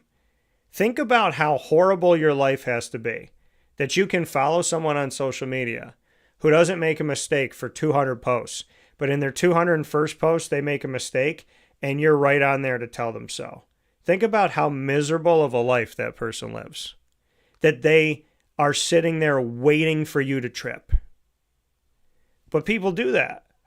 That's why, you know, on this show, do I joke around about stuff? Yes. Do I talk about stuff? Yeah. I mean, I think if people have listened to me before, they'd probably go, well, he doesn't like LeBron. You know, because I'll talk about like LeBron versus Jordan and this and that. Listen, I never said I don't like LeBron. I don't know LeBron. I can't like him or dislike him. I don't know him. But, you know, I know a bunch of athletes, but I don't know LeBron personally. So I can't talk to you about a relationship with LeBron. I don't have one. I use LeBron as an example about sitting out games and, you know, not like just there's certain things that I'm not a fan of that I use LeBron as an example, but he's not the only one, right? He's not the only one, but I use him as an example. I say, if he's the greatest player of all time, then why does he have to buy people to be on his team? Why does he gut a team when when he gets there? Why does he gut a team when he leaves? Why is it always all about him? Does he even have a coach, or is he his own coach? Like, there's a lot of things that go into this, right? If he's better than Jordan, then why did he do Space Jam 2? If he's better than Jordan, then why is he worn 23? Like, it's a conversation about, I don't think he's the greatest player of all time. But I don't think LeBron James is a bad person. I don't think LeBron James is unloved by God. I don't think LeBron James is unworthy of life and health and happiness and safety. I don't think LeBron James is a untalented individual. There's just certain things I don't agree with, but there's a way to talk about it. There's a way to talk about something without meeting LeBron someday and being like, oh, this dude's going to punch me in the face. You know, and there, I don't think a lot of people think that way. I think people just say stuff not knowing, like, there could be a psycho on the other end of the comment that you just made on Instagram. There could be someone who is insane, will find your IP address, come to your house, hunt you down, wait until you're sleeping, break into your house, and get in your face.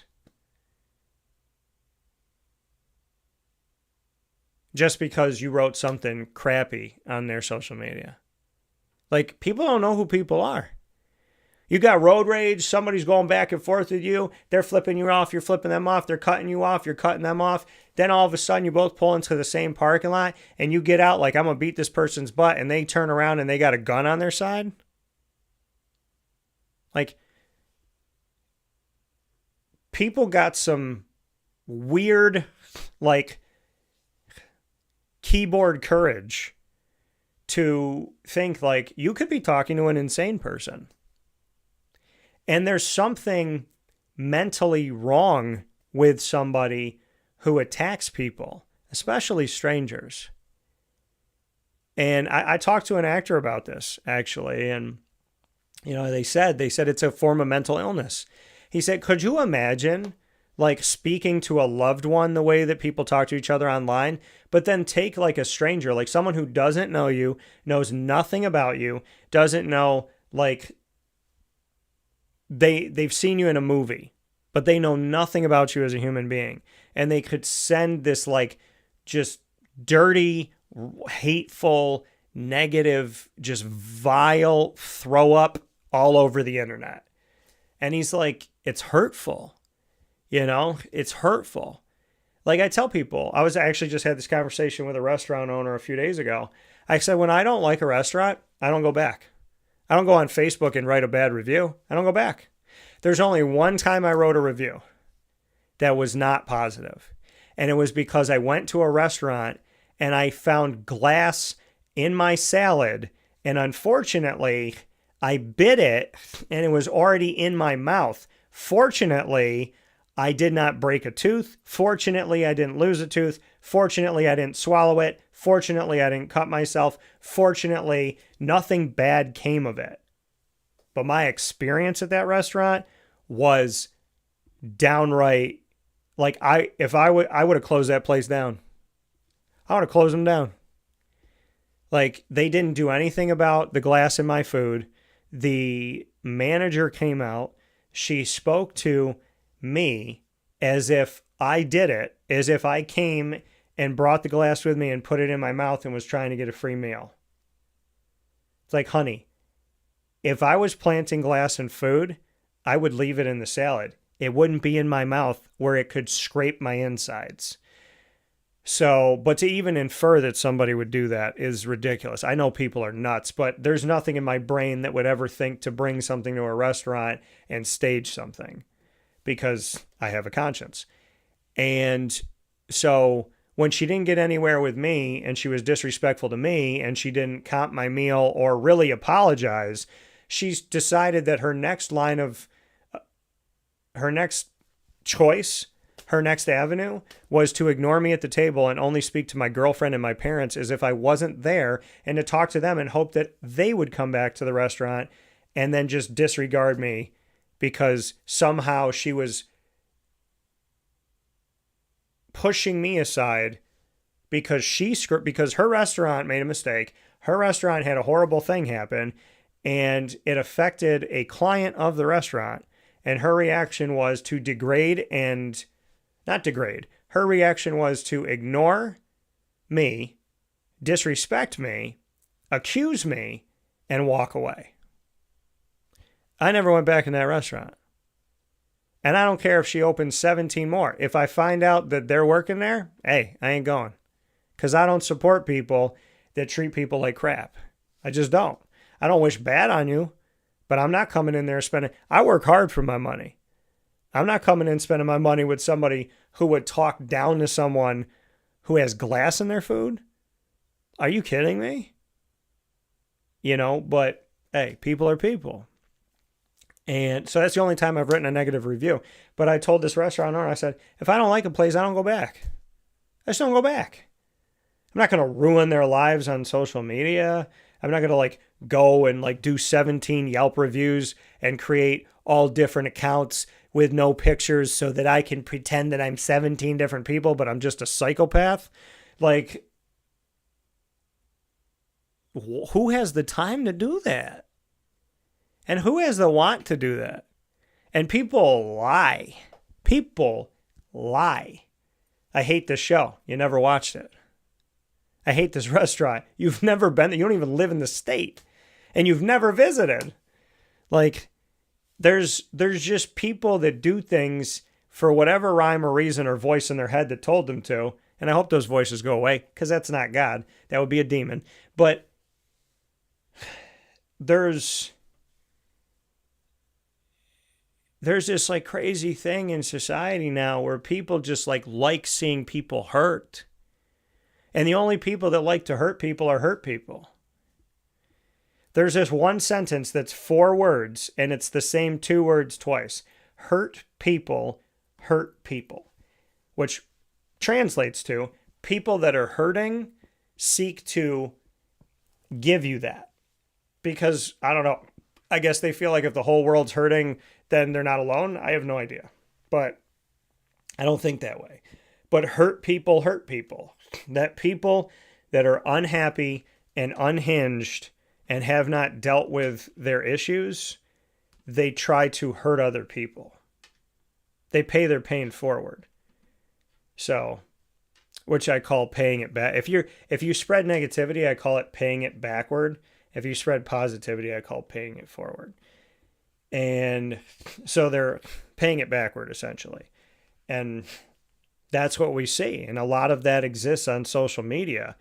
Just all hours of the day, people losing their minds. And to facts. There's factual evidence. I don't just put stuff up. I'm not one of those shock jocks where I'm let me just put up something insane just so people can lose their minds and I can get views. If I put something up, it's because I believe it. And if I don't wholeheartedly believe it, I either don't put it up or I take it down or I adjust it, because I'll look back at it and I'll go, I don't really know if I should have written it that way. And, because I think about what I say, because we all should, or else what are we doing? So when you think about what you say and you assess what you say and what you're thinking, what's on your mind, it's really important to be considerate of other people and to do the golden rule. It's a very easy thing to remember. Treat other people like you would want to be treated. If you don't want people to spit in your oatmeal, don't spit in theirs. It's very simple. It's a very, very simple concept. Don't be a jerk. Just don't be a jerk. When? All the time. Don't be a jerk. Every hour of the day, don't be a jerk. Don't be a jerk at 3 o'clock in the morning. Don't be a jerk at 5 in the afternoon. Don't be a jerk at 11 a.m. Okay? If you write noon and 12 p.m., Dan, there's no noon. Meow. If you saw the things that people, maybe you got it. But if you've seen the things that people have complained about online, it's you have to take a fine-tooth comb to everyone's posts to try as hard as some people try to prove that somebody's below them. And again, if that's how you treat the world, I pray for you. I pray for the healing of your heart. I pray for the healing of your mind. I pray for the healing of your soul. I pray for the healing of your body. Because there is nothing sane, safe, or good about someone who attacks somebody else, especially when it's unprovoked. And, you know, I mean, we live in a society where people lie, cheat, and steal, rape, kill. I mean, there's a lot of things in society that make you go, what is going on? And, you know, I feel like we used to think criminals were killers and rapists and thieves, right? But I feel like there's a lot more criminals in society now, because if you are ignorant, illogical, irrational, and you bond that with hate and you spread it, like, to me, you're a criminal in society too. To me, you are, I mean, think about the people that are wrongly accused of things. In today's society, if you accuse anybody of anything, there's a good chance that even if there's irrefutable evidence that this person's accusation is completely false and it has no base, somebody somewhere will believe that they did it. Right? Think about Bernie Fine. Does anybody truly know the full story and true story of Bernie Fine? But there was a network out there that surely tried to ruin his entire life, and maybe ruin an entire program, and maybe ruin an entire school. Have they issued an apology? Have they sought clarity? Have they assessed what they did wrong? And are there some people that followed them blindly, that if I say the name Bernie Fine, do you go, oh yeah, that's a pedophile? Hands down. Why? Well, because somebody told me. Who told you? I saw it on the news. That man, whatever he did or didn't do, where was the concrete anything? That wasn't the same as the Sandusky trial. That wasn't the same as Jerry Sandusky's entire, like, the story of all of that.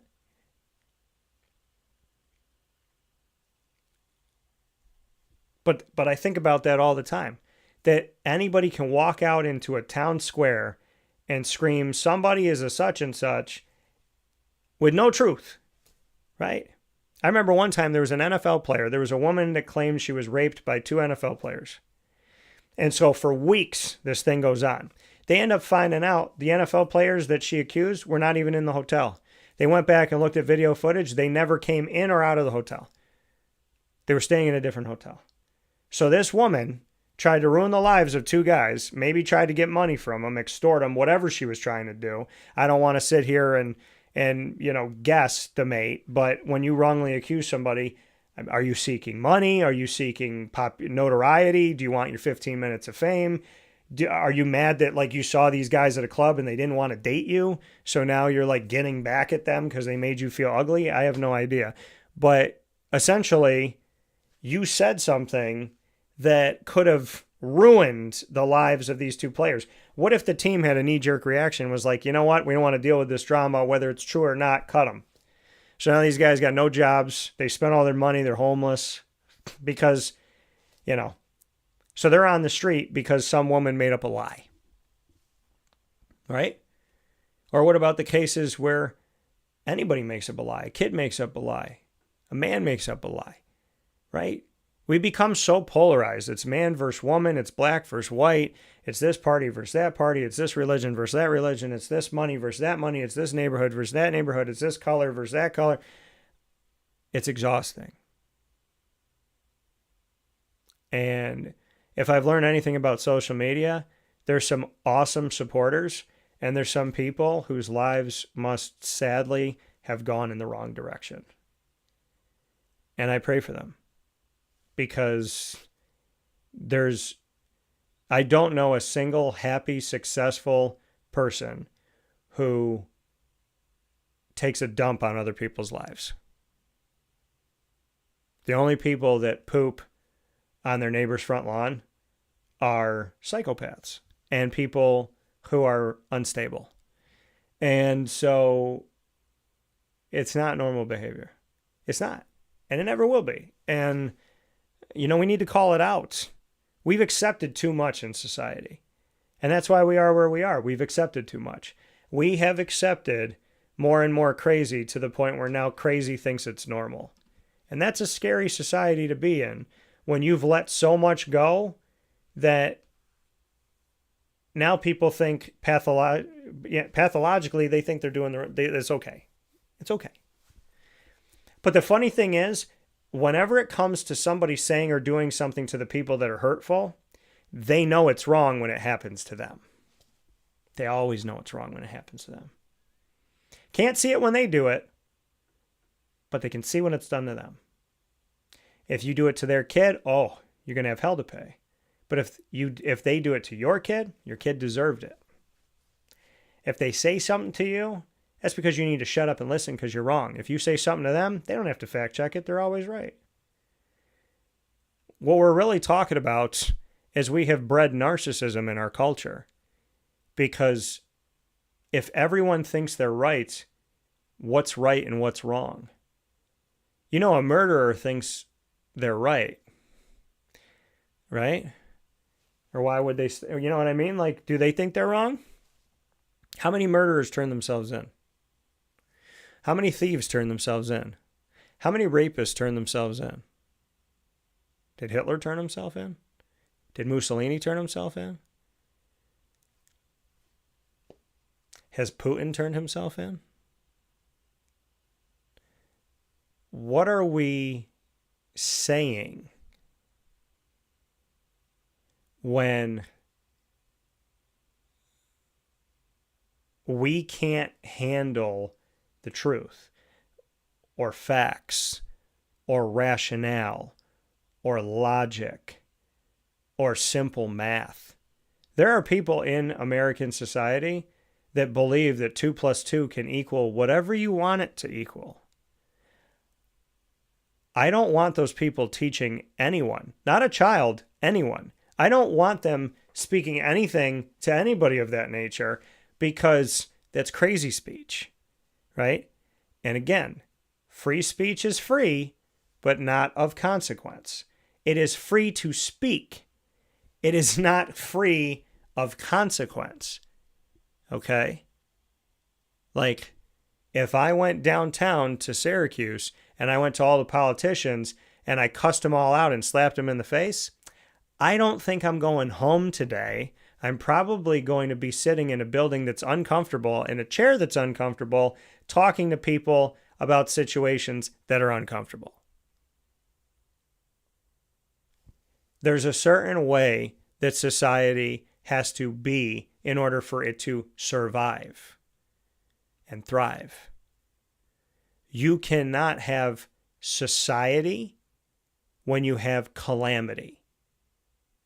Look at how many cities in America have been on fire. By the way, the media that are trying to say that the burning buildings, cars smashed and totally dismantled and destroyed businesses was a peaceful protest, I would very much hope that whatever hypnosis you're under, you get out of. And if that is how you're going to report the news, I really hope that for the goodness of yourself, your family, and everyone that you speak to, you choose another profession. Because there are people that believe you, which is sickening. Like, you've seen cities on fire, and the media goes, oh, this is a peaceful protest. And people regurgitate what they heard, and they go, oh, it must be peaceful because they said it was. It's like, what about the fire behind them? Oh, it must be a peaceful fire. And you're like, wow, it's that easy to brainwash people? It like, that's like little to no effort. I know the media is powerful. I'm in it. But I don't use that power. The media doesn't like me by and large. Because I tell the truth, I believe in God, I build relationships, and I show up. Those things have gotten me in trouble forever. Believing in God, being a good person, building relationships that are strong, and not kissing anybody's butt. That gets me in trouble a lot too. I don't kiss no booty. There's nowhere in the Bible where God told me, pull some pants down, kiss some cheeks. So if he didn't say it, I'm not doing it. He said, turn the other cheek, which is a really hard thing to do, but I've had to do it. But he didn't say kiss the butt cheeks. And Jesus did a lot when he was on this earth, and he does a lot as he has been risen. But he's washed people's feet. He hasn't kissed their butt. So I tell people all the time, I got a cross that I wear on my neck. You're not him. So don't you dare tell me how I have to live my life. And so some people might say that back to me today. Well, you're telling me how to live, Dan. I want to hate people. I want to say horrible things. I want to crap on people and make them suicidal and make them end their lives. I want to scare people into submission and silence. I want to hurt people. And I would say back to you, I'm sad you feel that way. I pray that you find God. I pray that you put God in the center of your life, and I pray that you heal from whatever has hurt you, because hurt people hurt people. So let's say a prayer, because I'm not here to say rah-rah to the people that do good things and I hate you to the people that do bad. I'm here to pray for us all, because we all have moments.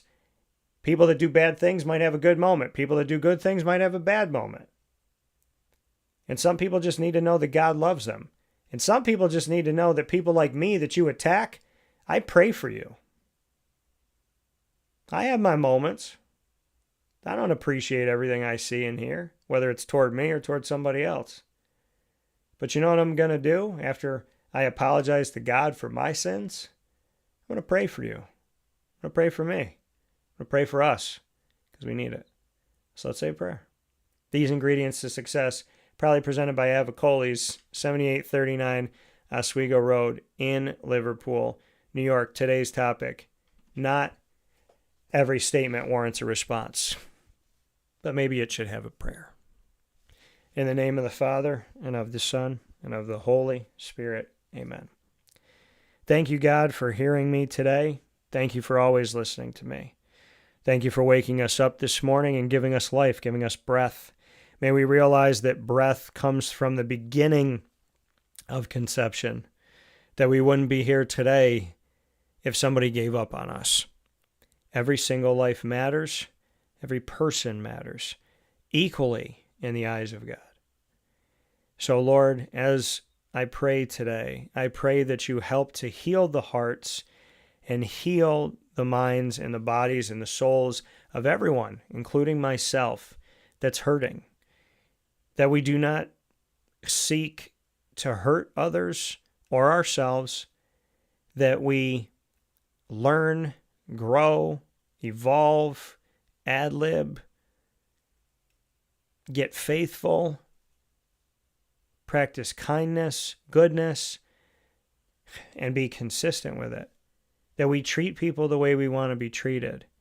And if we're hurting others or hurting ourselves, that we seek you, God, to come into our lives and to heal what is broken, to make right what is wrong, to heal our wounds. Because if hurt people, well, then let's help people heal so that they don't hurt.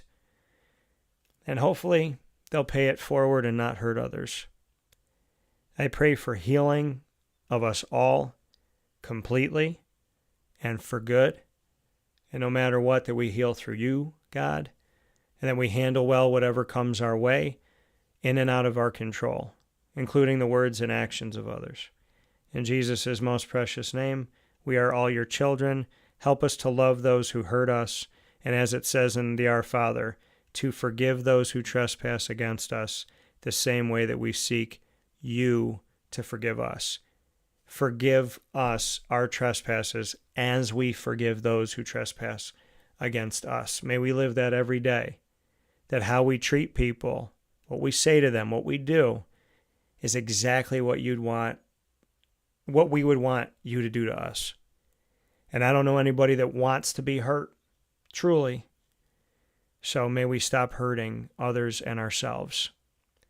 May we live the golden rule of treating people the way we want to be treated, treating animals and nature and everything the way that we want to be treated. May we appreciate and respect life in all shapes and sizes.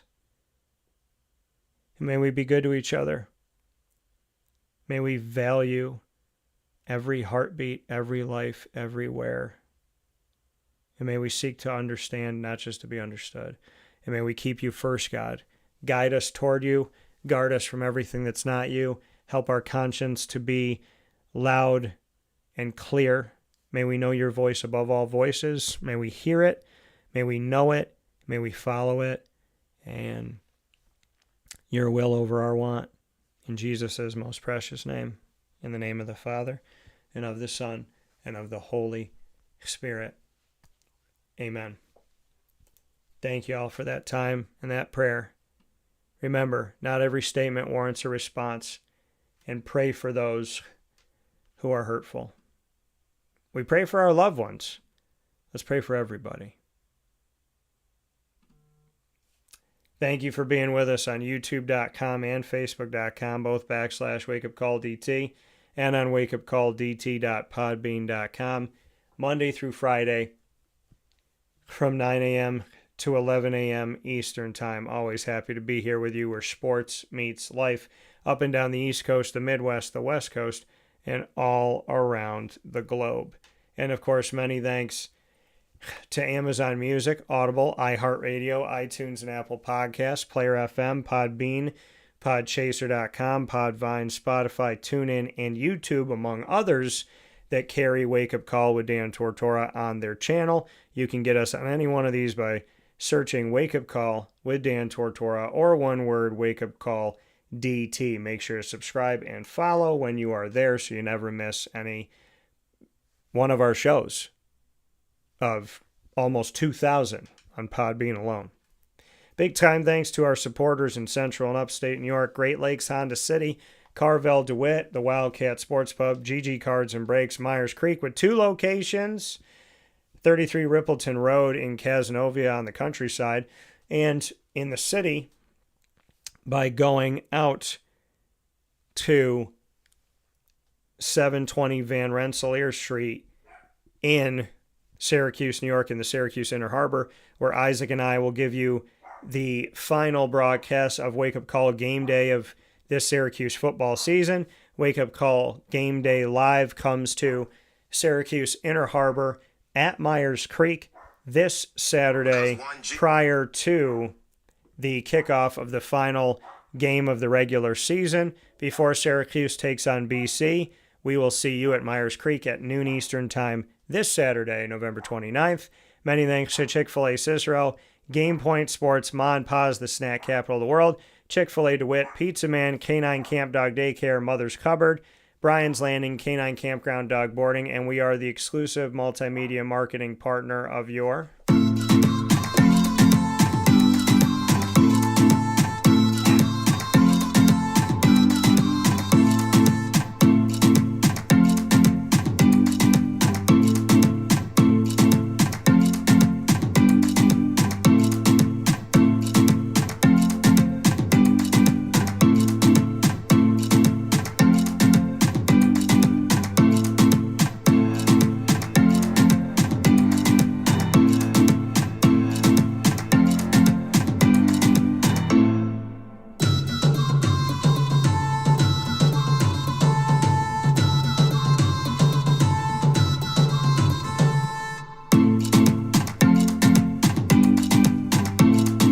Little extended play for you there. Bryan and Stratton College Bobcats of Syracuse. Find the Bobcats with us every single month in the Bobcat Buzz.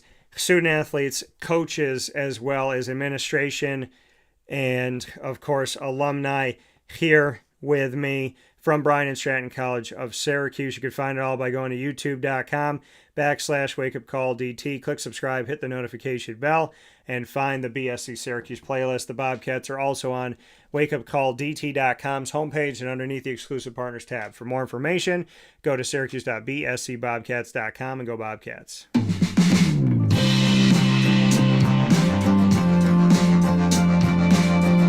The Binghamton University Bearcats are exclusive multimedia marketing partners with Wake Up Call with Dan Tortora. Find the Bearcats every Tuesday like today at 10 a.m. Eastern Time with the wonderful stories of student athletes, coaches, and administration, as well as alumni of Binghamton University and Bearcats history. You can find it all by going to youtube.com/wakeupcalldt. Click subscribe, hit the notification bell, and find our Binghamton playlist. The Bearcats are also on wakeupcalldt.com's homepage and underneath the exclusive partners tab. For more information, go to binghamtonbearcats.com and go Bearcats.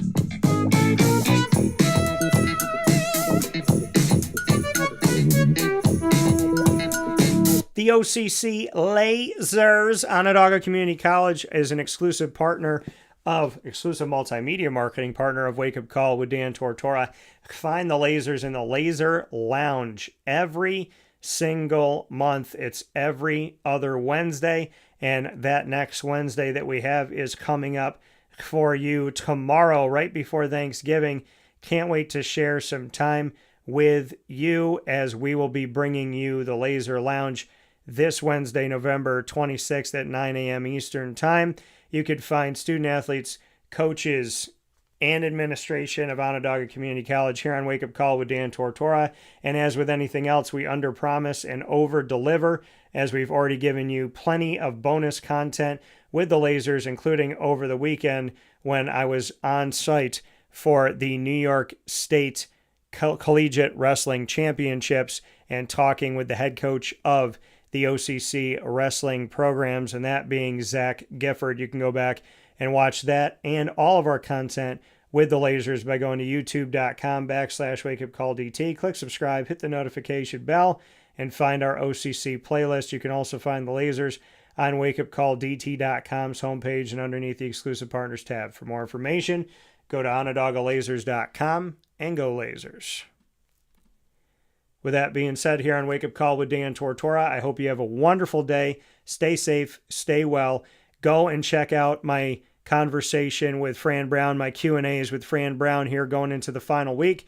Syracuse Orange football head coach is on Facebook with all of our content at Wake Up Call DT, X at Call DT, and Instagram at WakeUpCall_DT. For Rob Konrad, as well as Kevin McEwen, and of course, Avocolis with the ingredients to success. Remember, not every statement warrants a response. Pray for those that love you and pray for those that hurt you equally. God bless. No stress. Do your best. Have a wonderful day, and I'll talk with you soon.